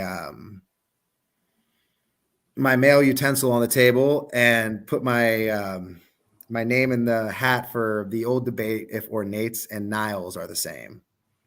Okay. And I Throw have down. What's up? I have a 2-year-old female ornatus who is Okay. about 4 foot long. We're hoping is getting ready to start. Hopefully, I don't know this for sure. Getting ready to start her first cycle. She's not big enough to pair him yet, but in about 6 more months and hopefully another foot or so, we are going to hopefully make ornate Niles if they get along.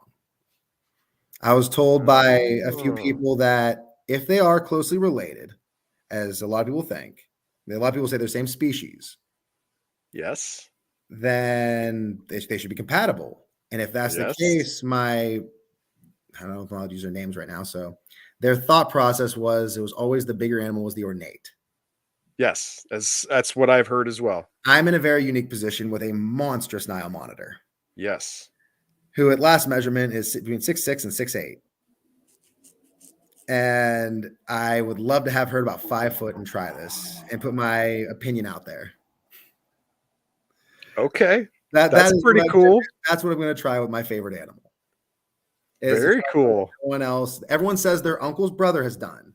Sure. Yeah. Yeah. Give me a single picture. That's always been the Nile and ornate thing was everybody knows a guy, but nobody knew the guy. Yeah, for sure. And I want to be the guy. I will awesome. post it. Trust me, there will be no debates if I am successful in this. I will post it on every social media site. I will go on anyone's show and I would show these. Those would be a kind of like the Rudi Coles, one of those crowning achievements. Yeah, absolutely. And I would never in my life throw away this clutch. I would keep all 30. I now have the space and the drive. True. To be honest, man, like I think just the fact that you have him in the manner that you have him is an amazing achievement. He was evil. But I mean, he was a classic animal. He was with a 10-year-old child I got him off of at 5 foot long and 2 years old. Yes. And he wanted to kill everything. That's the most America thing ever. I hope that kid had a Miller Lite and a chicken wing. His dad might have when I was going in there, and the chicken might have been used to draw Lucifer out of the cage. America, check out this giant dangerous lizard. Yes. Yes. Awesome. That's like backyard pet store. Yeah. Yeah, that was. Can't imagine why people have a bad opinion of us idiots that keep giant lizards. But no, that's the point. That should be the point. Is this was not a good idea. This did not have a good outcome written on it at all, and now has an epic outcome written on. He was a 5 footer in a 5 foot cage and they were told he was going to grow to the size of their cage and all this other stuff. And when I saw this Nile, I mean, he had 6 layers of shed on him. He was gray. He was not the yellow animal you see right now. I mean, he was gray. It seemed like his skin would crack when he like stretched aside, he was real dry. And he was like I said, almost like he was there to be rescued. I had no intentions of becoming my favorite animal. I had no intentions of him being what I was known for. Let me tell you, more people know about that than my Rudi Coles project, Celebensis, any of it. They don't know anything, but they know Rob has a Lucifer, a Nile monitor named Lucifer, and he's huge.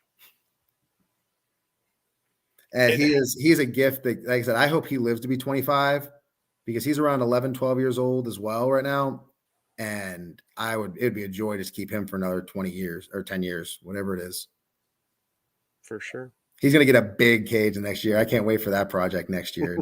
Next year's tax return is going into a massive enclosure for him specifically for this ornate project that I'm talking about. Very cool. We're looking at something like 16 by 8 by 7.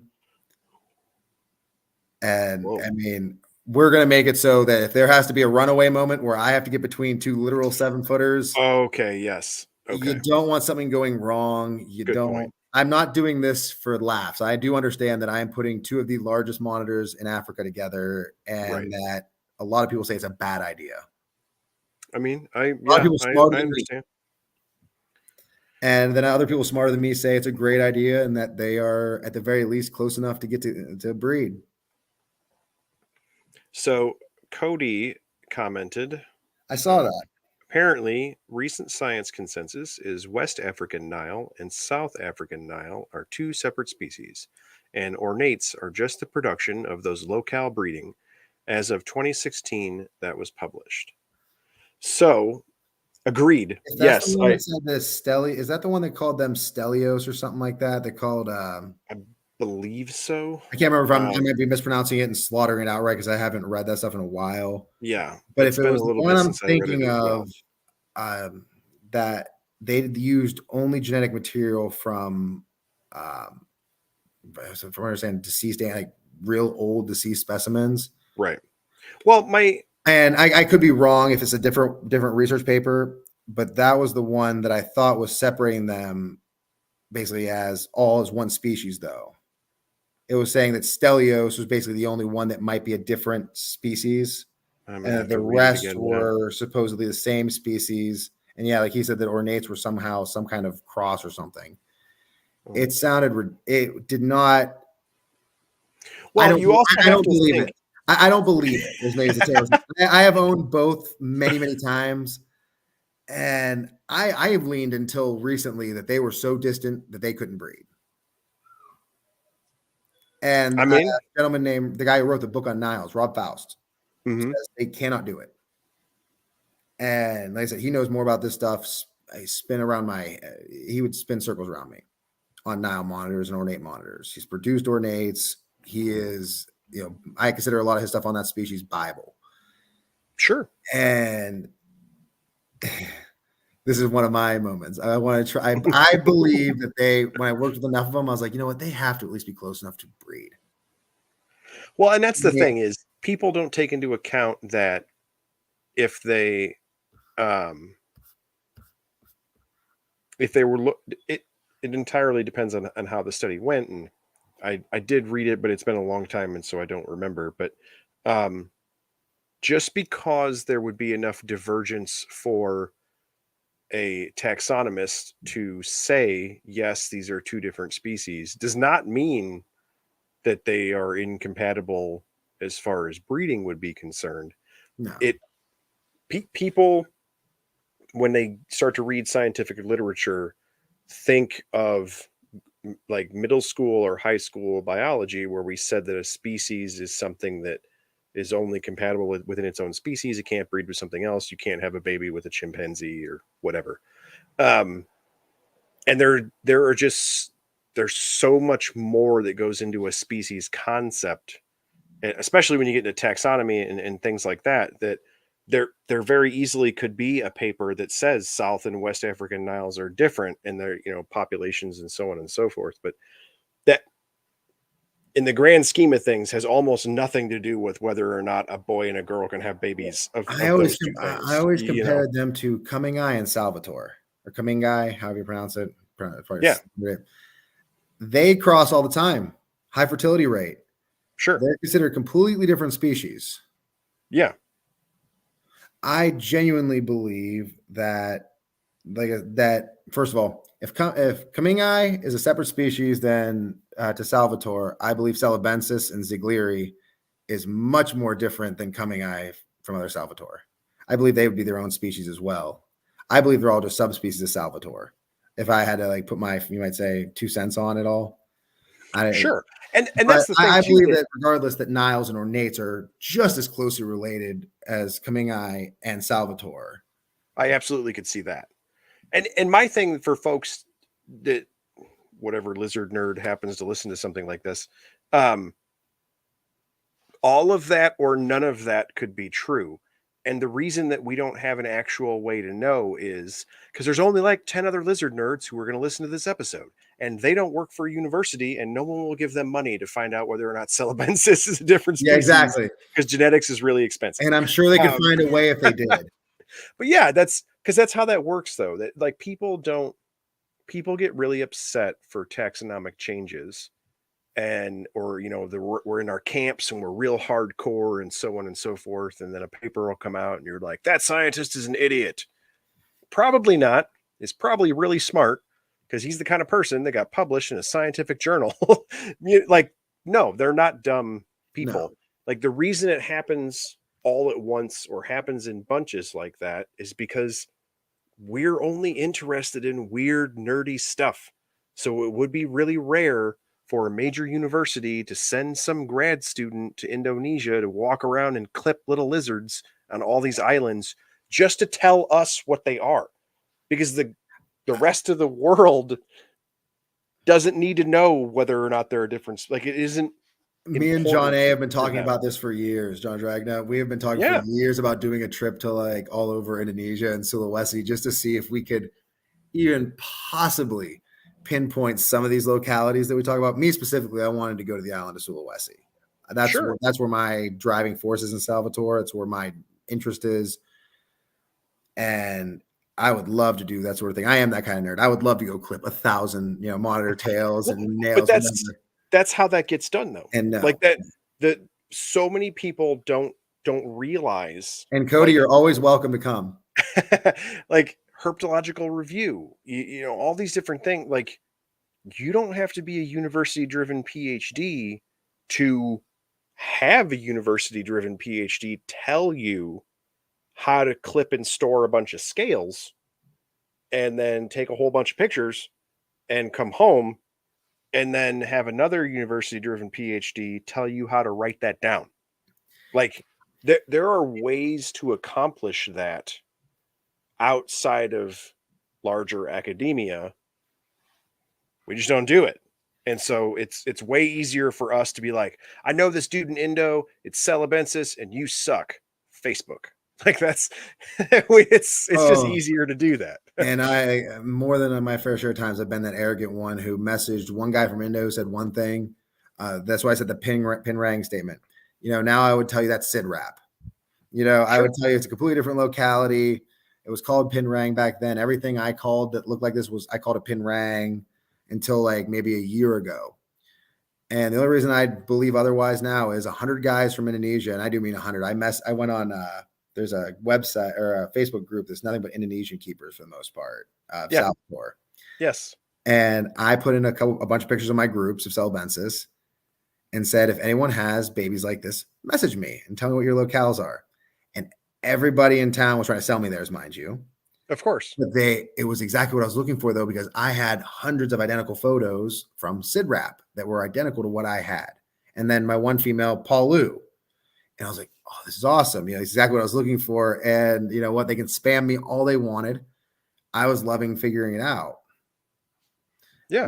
Because and like I said, Pinrang does have Celebensis that look close to what I have. It seems like they're in that south central area of Sulawesi. And it seems like when you're in that area, they have larger ocelli, the Celebensis there. The ones from Sidrap tend to white out more. Mm-hmm. They tend to have a little bit larger ocelli. They white out a little more like some other Salvatore species like Sumbawa bibs and whatnot, where they might fade out a little bit with the whites between the ocelli. It's real cool. Yep. And my thing is, that's fine. Yeah. You didn't know that. You talk to people who know because they live there, and now you know. Like that's how learning is supposed to work. Like that's Man, I wish somebody could give us some Rudi stuff. Let me tell you, we messaged for sure. me, Guy, and a couple other guys have probably messaged hundreds of Indonesian keepers, and they all tell us that Rudi are like indicas. They tell us how vicious they are. They tell us how like flighty they are, how fast they are, and how barely any people like they don't keep many of them over there. It sounds like. Mm-hmm. And like I said, that's why I might find out that all my baby Rudis are crazy and have all this energy. And my one female Athena was just an outlier. Right. I don't believe that because of how many I've seen socialized in recent memory. But like I said, that is a big possibility. Sure. Well, and like the world is a different place now, and so it's changed. But it's weird to me how many parts of herpeticulture don't like acknowledge or remember the history of herpeticulture. And what I mean by that is like all these old school famous dudes, right, that were into North American colubrids. and corn snakes and king snakes and whatever, right? That was kind of like a base thing of herpetoculture. And the reason it was a base thing of herpetoculture is because they went there and got them.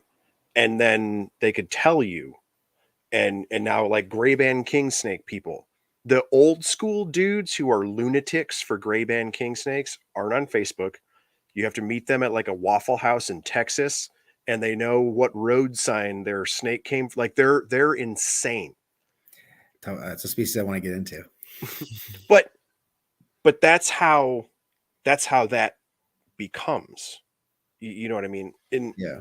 Like back in the day, there were only a couple of lunatics like Tom Crutchfield that were like, "This is dumb. I'm going to Indonesia to just find the stupid thing because the dude on the phone when I wrote him a letter told me something that didn't make sense. I'm just going." Right? I'm gonna go stuff these rhinos in a suitcase.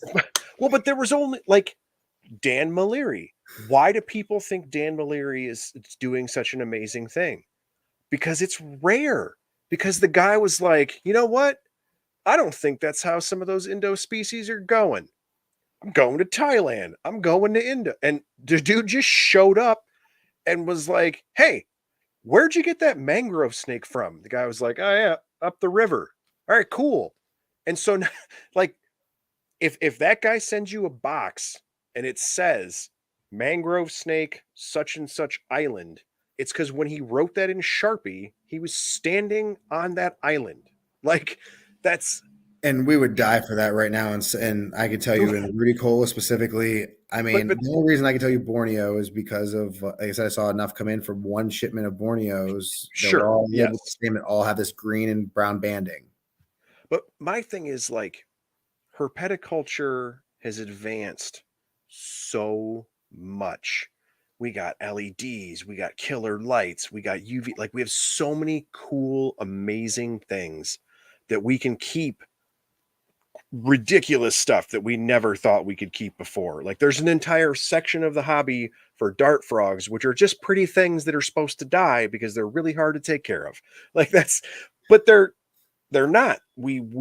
Our technology advanced to the point where you're growing grass in a box in your house, and that's ridiculous. Like and we kind of skipped that part of you got to go look at that stuff. And like you have an awesome theory that they go up to bask and come down in logs and Exactly. It's nothing more like, than a theory. and then next year when you take a selfie standing in a log hole and you're like, I was right.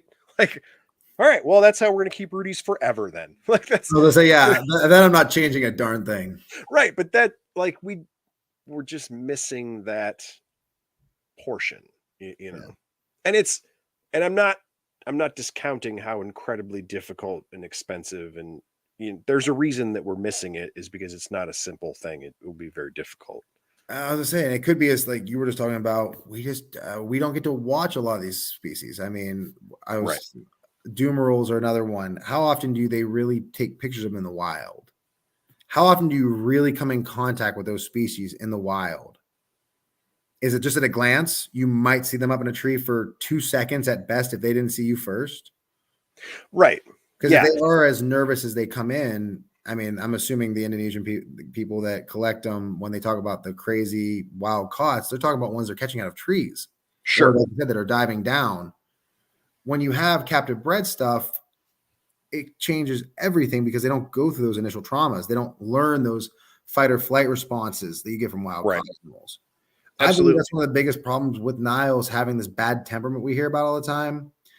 I guarantee you they would be just as good as water monitors if they were bred as much as water monitors. Sure. I've seen many Niles I've worked with personally that act just like the babies specifically that act just like baby water monitors. Yeah. Well, and we have no reason to think that they wouldn't. Similar ideas for habitat, similar ideas for feeding and size and so on and so forth. We know they're smart. We know they're, all of these different things. Like there isn't any reason to assume that they would it would be such a drastic change for them to not be that way, I suppose is what I'm trying to say. That that would be more weird. It would be the surprising part is like when you wake up and you're like, that one's not. A baby water monitor or or any species that comes out social in the wild is dead. It's food. Oh yeah, of course. Unless Sure. it finds one of us junkies out there who want to go play All with right. it and are like, oh my God, a social one, and it wants to play with me. It's Yeah, the only situation where that's going to turn out good. of course. Of course. And even Well, that won't and turn out good. I mean we've realistically we've seen that with nearly every species of reptile that has gone through the captivity process. There are, with the exception of very small things. Very small things usually don't get over that, but you have to take into account like the spatial recognition of you being a giant monkey, and that Yeah, I was going to that say, doesn't we're jive. already giant monkeys to the big stuff, let alone the stuff Right. the size of our But finger. I mean, we were just talking about retics and dwarf retics and things in the hobby. Like an albino whatever retic nut, like they don't come out trying to kill people. They're not crazy. The, you can go get a salmon blood boa fancy looking whatever, like they don't care. They come out, they eat frozen thawed. We made western hognose snakes eat frozen thawed rodents, and they're a toad specialist from the Midwest. That's ridiculous. Like it Yeah, it has that's causing all kinds of issues. right. But the plasticity and adaptable abilities of reptiles are something we've been able to take advantage of in captivity. Like that is a that is an evolutionary trait of that group of animals to make them highly adaptive within reason. A part of being highly adaptive is overcoming those stressors of the food monkey and then associating that in a positive way. Turns out a bunch of them are really great at that. Yeah. Like, you know, it just stands to reason that the majority of the rest would be great at it as well. Well, they said the Rudicolous being an example, we talk about how it's a fight or flight response. That's also some of the issues we have with breeding some of these species. Like I was saying a minute ago, I genuinely don't believe that Rudicolous is as hard to breed as their reputation.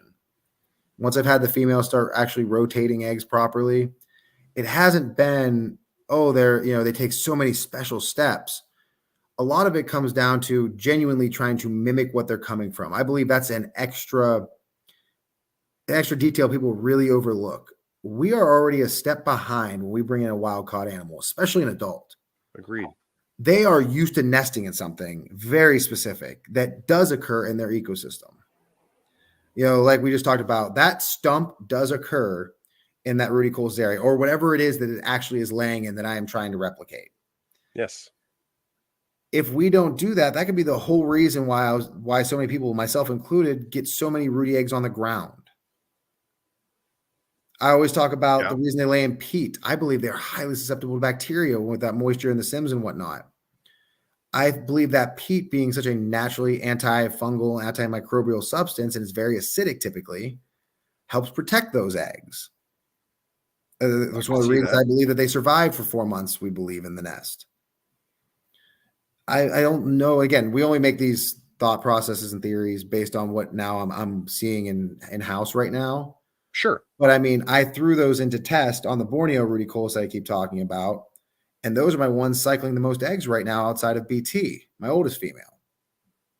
And that's because those started laying eggs day one when they came in. The female came in gravid. I gave her the exact same box she has right now that I had mimicked from other cages that were finally starting to work. Mm-hmm. And she hasn't misnested one time. That to me told me, oh, this fresh wild caught animal is nesting in this specific thing. Let me change my other two nests now to this specific thing because I had kind of 3 different styles of nesting. Right. Yeah. I throw them all to the peat and cypress. Turns out both my other females have nested so properly, I was missing eggs. Yeah. Yeah. I mean, Those are subtle things that tell me, okay, these must be somewhere near peat or somewhere near cork tubing or somewhere near, not cork tubes, but somewhere near stumps, somewhere near tree, like rotting tree limbs. Because let me tell you, I give them a nest option with dirt. They rarely dig past the first about 3 inches of it before they say, nah, I don't like this. And they go to the other nest. Yeah. Yeah. I mean, That's one of the reasons I've been so hell-bent on it. They just do not lay in dirt for me. And I think captive bred will. Yeah, because if you if you could establish the parameters without the animal's recognition of dirt and peat and differences and things like that, because my assumption, a baby raised up in captivity is still going to have the natural instincts to seek out the parameters. Like they're Yeah. aware of the temperature and humidity and thing because it affects them. It affects their physiology, and so then it would also affect their eggs. Like so, Yeah. that's an easy thing for them to recognize and react to.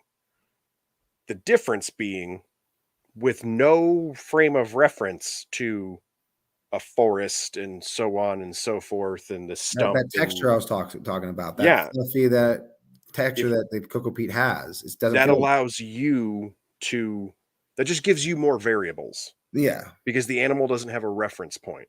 A wild caught animal has a nearly unlimited number of reference points. and You're preferences if she's laid before. sure, and you're Ugh. just trying to check off enough of enough of them to accomplish it.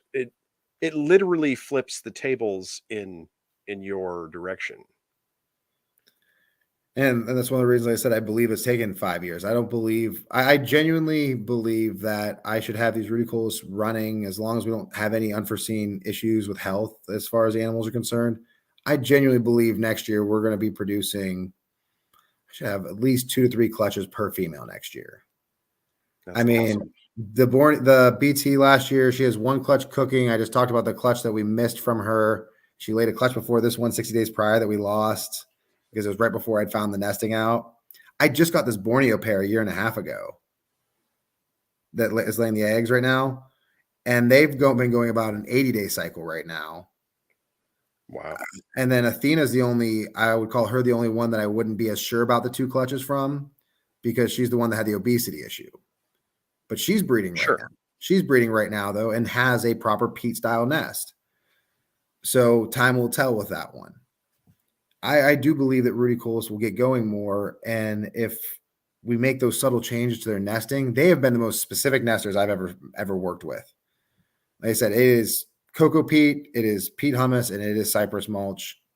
That's it. They don't ever nest in anything else for me wild caught wise. But once we get those, first 20 babies or whatever it is out Right. there and other people working with them, I think that they'll explode. I think they are that good for captivity. Yeah. I mean, I can't say the same about a lot of stuff I work with, but I can say that about Nicholas. yeah. So in the comments, Aiden, I actually have an idea on that, Aiden. Aiden says, my F7 Dumarils from Ben Aller doesn't know the difference between food in my hand, and my imports both do. Almost like her Jacobson's organ is desensitized. Pretty amazing. I don't think that's what it is. I could see where your thought process is going with that.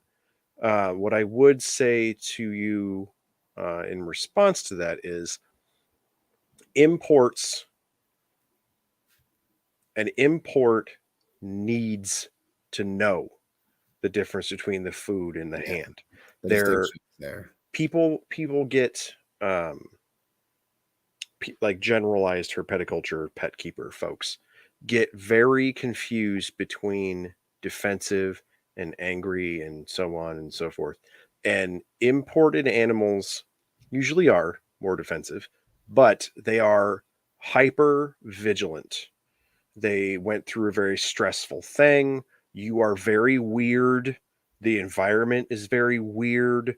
Lots of changes. Everything is new. So they're incredibly vigilant. They're very observant. And we quite often discount their intelligence level.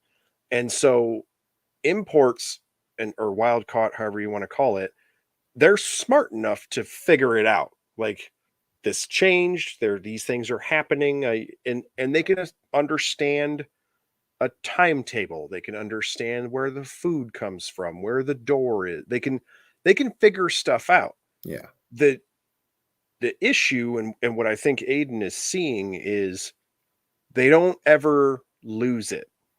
They don't ever lose this isn't where I started. You are weird. You're different. They might be cool and calm down and you know just repeated exposure to positive stimulation and not, you don't grab them, these things, they develop a routine, so on and so forth.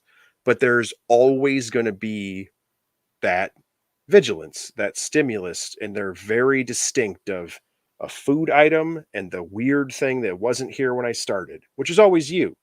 And I was gonna say the F7, depending on how you raised it, how it was raised, we see this with water monitors a lot where they teach them, you might say from baby, the difference between food and their hand. They put their hand next to it, they put their food out. If this F7 Doom Rules was only tongue fed constantly, it never made that disassociation from Right, people and food in captivity. right. Like you were talking about with the And wild caughts, they were automatically, they already have that from wild yes, yeah. experiences. Giant monkeys are not food, they're dangerous. Exactly. So there's For sure. always that proclivity to For say, sure. okay, a little bit, But yeah, I have wild caught ones who come flying at you too now. Where I was talking about my Rudi colas. Once they start establishing that only reason that monkey comes is food, that can is a whole nother barrel of worms. My 7-foot sulfur Sure. just crossed that line. He's wild caught. I got him about 6.5 foot. And man, he is almost 7 foot long now. And he just recently had this click where he's like, he means food. And he Yeah. just went flying across the cage. And I am nothing more than a food source to this giant lizard. But you also, because with the But as soon as he species that stops, he'll you're stop and puff up at me when he realizes there's nothing there. right, because the species that you're talking about, how do they get their food? Top predator, Go yeah. flying over there and tackle it because they're a big old lizard. Like so the intelligence level is there for recognition. Food comes from this monkey, and then the just natural old food response is, well, let's go get it the I same gotta, way we I gotta always take the get food. food.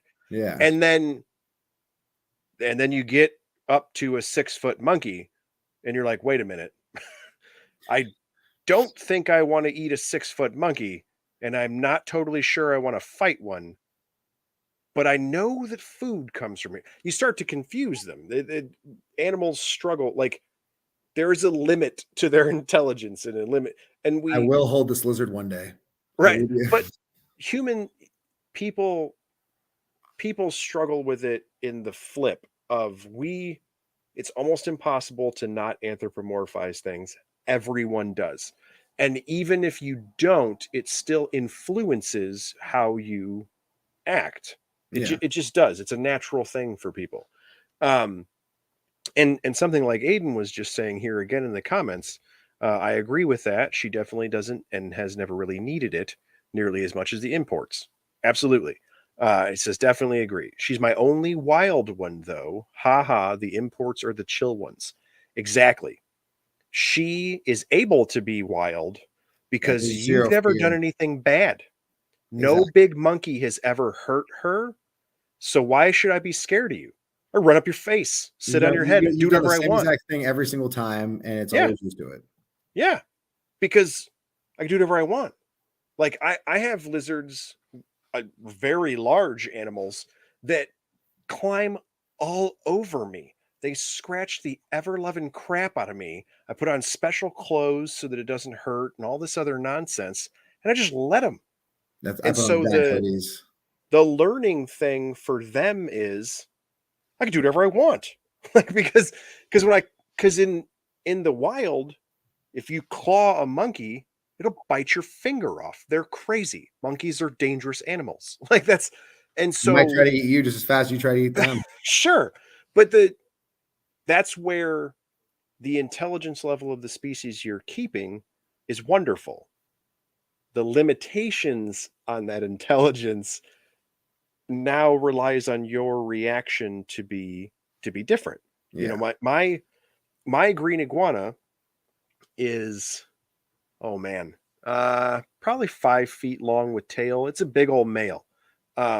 He's wonderful and loves people and he's a fantastic education animal.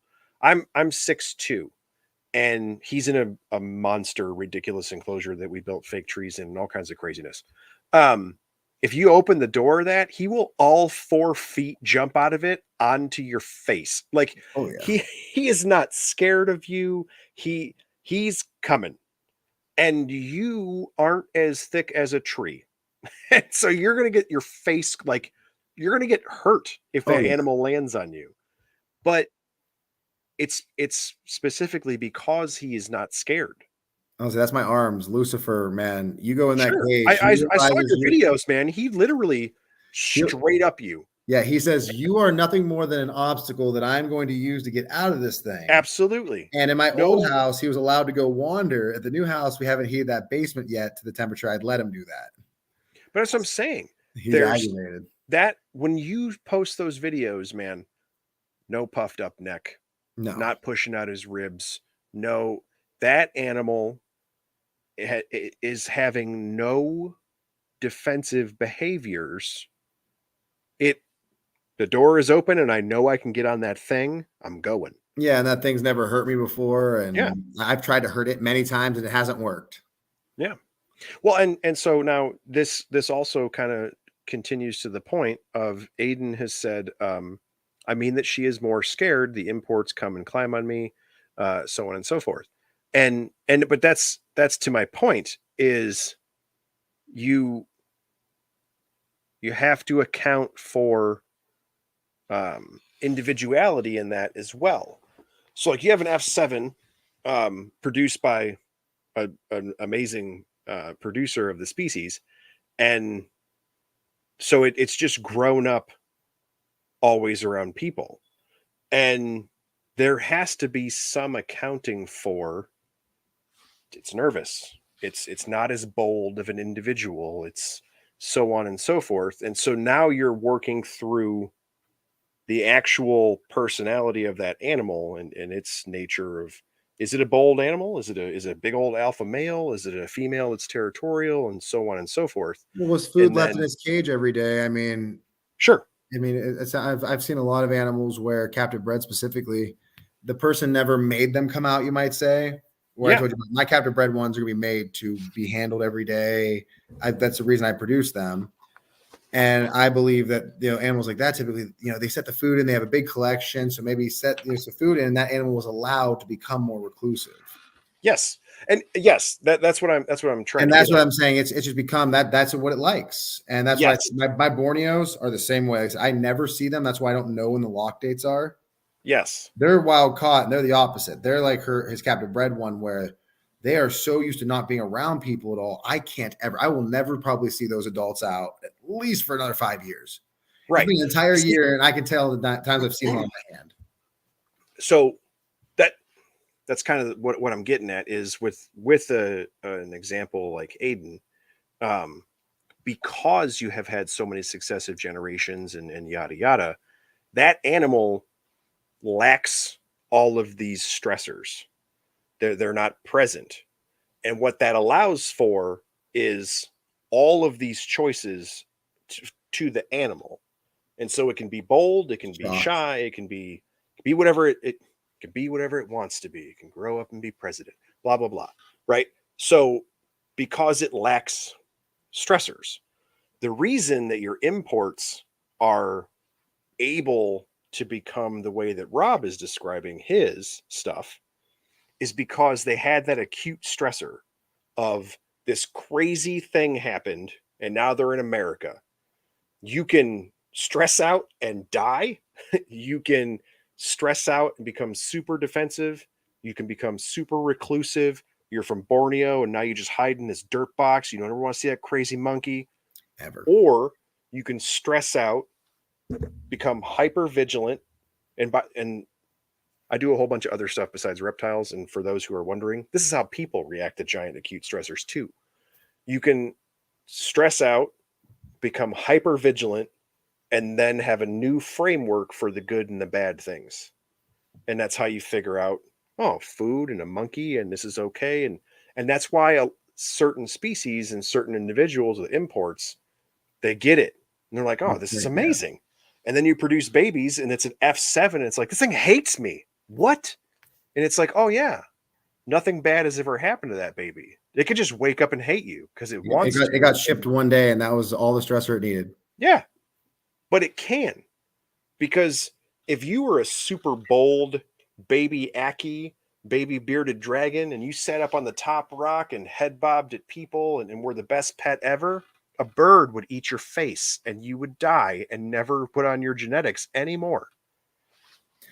We have the benefit of all these weird personalities coming through in these animals because we don't eat them. Like that's yeah. Thank you, Aiden, for bringing that up. But I'm sorry, I have to cut this short. I have to be up at 5 in the morning to get my kids up here at 6. You're good. I actually like 10 minutes ago was going to tell you that we were almost at 2 hours. I was gonna say this is about where I have to cut off. I'm sorry. No, absolutely. I appreciate you coming on. If you can't Where tell, I can talk reptiles for days. I agree. Before you go, where can folks find Fox Reptiles? You can find us on Instagram, Fox Reptiles _, or you can go on Facebook, Fox Reptiles. We're the guys with the big Celebensis in the background, or a Salvador on our front page. All the crazy Rudi Cola stuff. Awesome. All right, man. Thank you for Thank you coming so on. much. I really appreciate it. And that was awesome. I am so glad he agreed to come on. Like he said, you know, we could sit here and talk lizards forever. I really appreciate all you guys in the chat. I was hoping some of my monitor nerds would show up to come ask questions. Rob is a really great source of information, so that was really cool. I'm glad you showed up in the comments, Aiden, because you have a unique perspective having the doomerals that you do. They're really cool lizards. So I think that's a really cool opportunity, and it shows a very different perspective considering how many generations in that particular one is, and then in comparison to a guy like Rob who is just on the ground of trying to get these Rudis going. So that was really good. Yeah, I'm super stoked for that. So I will be headed back toward Illinois tomorrow. I'll be around for about a week, and then I'll be back in Pennsylvania for those who are interested in random reptile things.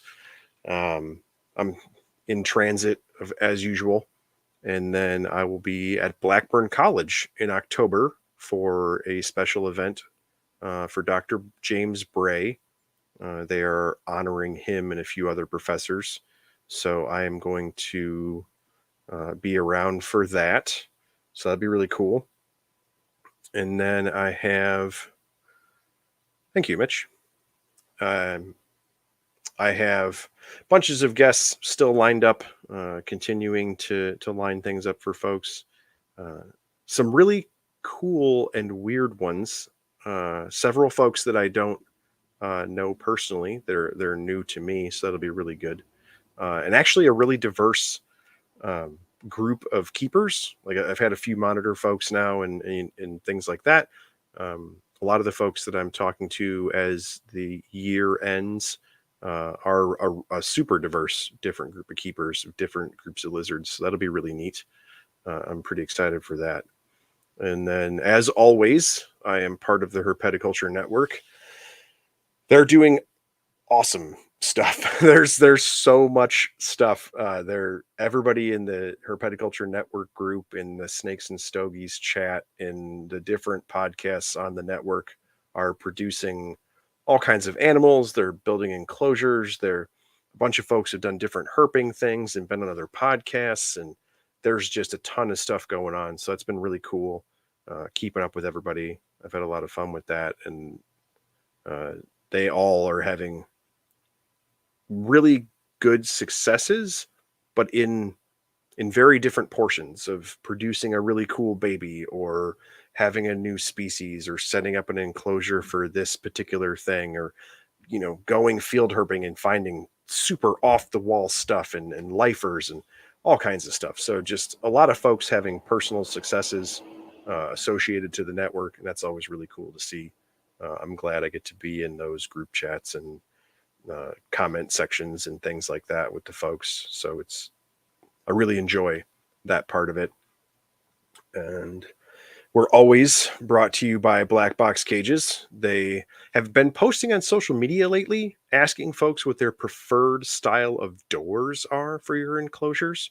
You may have heard all of us talking in that they offer sliders now as opposed to front opening enclosures and different things. So if you see stuff on their social media, make sure to answer those. Like when you see polls and stuff like that for smaller companies, I would encourage people to participate in those. Because it's only a couple of people who work there, and they really are reading your answers and actually making their decisions to make you stuff based on the things that you really do want. That's one of the cool ways you can influence smaller companies, is because you actually probably are talking to the person who makes it or is somehow involved in its design when you answer on social media. And so if you love sliding doors or hate them or whatever, you have a much better chance of kind of slightly customizing the future things that are offered. Because if a bunch of people agree with you, then you're only ever going to see sliders or only ever going to see drop downs, or what have you. And so that's a pretty cool way to kind of influence some of the parts of herpeticulture that might be important to you. So I would encourage you to participate in that kind of stuff. I mean, not only because Black Box Cages is asking, but they are. And so make sure that they're one of the ones you're participating in. Um, I don't like just say it for fun, or like just because they're a sponsor or whatever. I really love their stuff. They make really cool enclosures, and they're actually cool people. I've said this a bunch of times, and I'll probably continue to say it, or I hope I'm able to continue to say it. Um, the sponsors, the network, the other people on podcasts, it's like they're actually cool people. It's not like there is no part of the people connected to the network that are just doing it to like be podcast famous, or make a bunch of snake money or whatever. Like no one that I have ever met connected to this is like that. They're all genuinely good people who just happen to enjoy reptiles, and so we found one another and kind of made this little community, and I think that's really awesome. And then to be able to have a sponsor, which is a business decision, right? Like they sell cages and they want to sponsor the network so that we can like advertise for them, which makes sense. But the like little asterisk at the end of that is they hang out, and like I picked up my cages at a show and we went to dinner, and like they actually are part of the group and are the same. Like they're cool. We hung out at dinner. They're nice people. We all told stories and like made fun of Jake, and or whatever, like just goofy stuff that we all do, they did too, you know. So the community section of it to me is kind of way more important, and I hope that that's important to you guys. The lizard nerdery and passing on information, and I want you guys to be able to interact with guests and meet them and all that good stuff too. But I love having the live chat and the community part, and I think it's been really cool. We get bunches of people who are repeat offenders. Mike Stefani always shows up. Jessica always shows up. Those kind of folks. I love seeing you guys. I love talking to you guys. And then now, of course, dependent on the guests and folks' interests, bunches of different people are showing up and like super actively participating, asking a bunch of questions and putting in a bunch of information. So that's really good. I'm super happy to see that. The only thing I will end the episode with is a not specifically Lizard Brain Radio associated thing. Most of you guys know that I do with my wife and my kids Coal Black Exotics, and we do educational shows for kids with reptiles, and we go to museums and libraries and fairs and all kinds of things. And so we have all the social media stuff for that. And one of the things that I started doing on that social media was TikTok. And I don't really know a ton about TikTok, and I'm probably too old for TikTok, but I thought that it would be a cool way to do like the educational side of things that we do, because it turns out that when you answer questions in TikTok and interact with people, that drives the algorithm and helps with views. And so I was making videos, and then when people would ask me questions, I would actually answer them.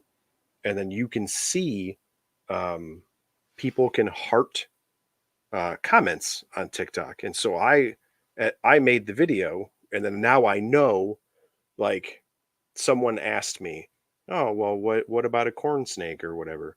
And then 800 people hearted that comment. So my thought with that is, when I answer the question, my hope is that a big chunk of those people, because they hearted the comment, which meant they to the computer, it means that person wants to interact with that comment. And so when I answer, my hope is that they will see the answer. And so I'm kind of trying to use the algorithms to help me reach people answering these questions. And I think it's really working. And I bring all of that up to say, if you have an interest in that, I recently made one on TikTok that is addressing obesity and large pythons, which is something that is nothing to do with lizards or lizard brain radio, but in herpeticulture is I'm really passionate about that, and my collection is very diverse, and I keep everything from salamanders to anacondas, giant lizards, giant tortoises to geckos and frogs. So I keep everything. I'm not a singular keeper. And obese pythons is something I'm super passionate about. And so if you have an interest in that or are also particularly passionate about that, or if you just want to see what it looks like when you have a python or a group of pythons that are really big but appropriately kept and are the appropriate weight, then I would encourage you to check out that particular TikTok video that I made. It is kind of trending right now, which was really surprising to me because I'm newer to that app, and I don't have a lot of videos on there or anything like that. But I'm at last check. I don't like playing with my phone during the show. Um, I'm closing in at like 1 million views on that. So I'm actually super excited about it. I'm kind of a dork. I know. I guess I'm super late to this whole thing, doing it on TikTok or whatever. But you guys are people that listen to what I have to say and want to talk about reptiles. And I value your opinions and your comments. And I like chatting with you and all those things. So I wanted to include you in that. Um, I don't know, man. Go check it out. And see some giant pythons and a bunch of people that didn't know snakes could get fat, and then me answering like 800 questions about I don't know, everything from king snake jaw structure to corn snake body type. I've answered so many questions, it's getting crazy. But it all comes to my phone, so I'm just going to keep answering them and keep the view count going, and I hope it takes over the world and everybody keeps big healthy snakes. I don't know. We'll see what happens. Um, yeah, that's how I'm ending the episode.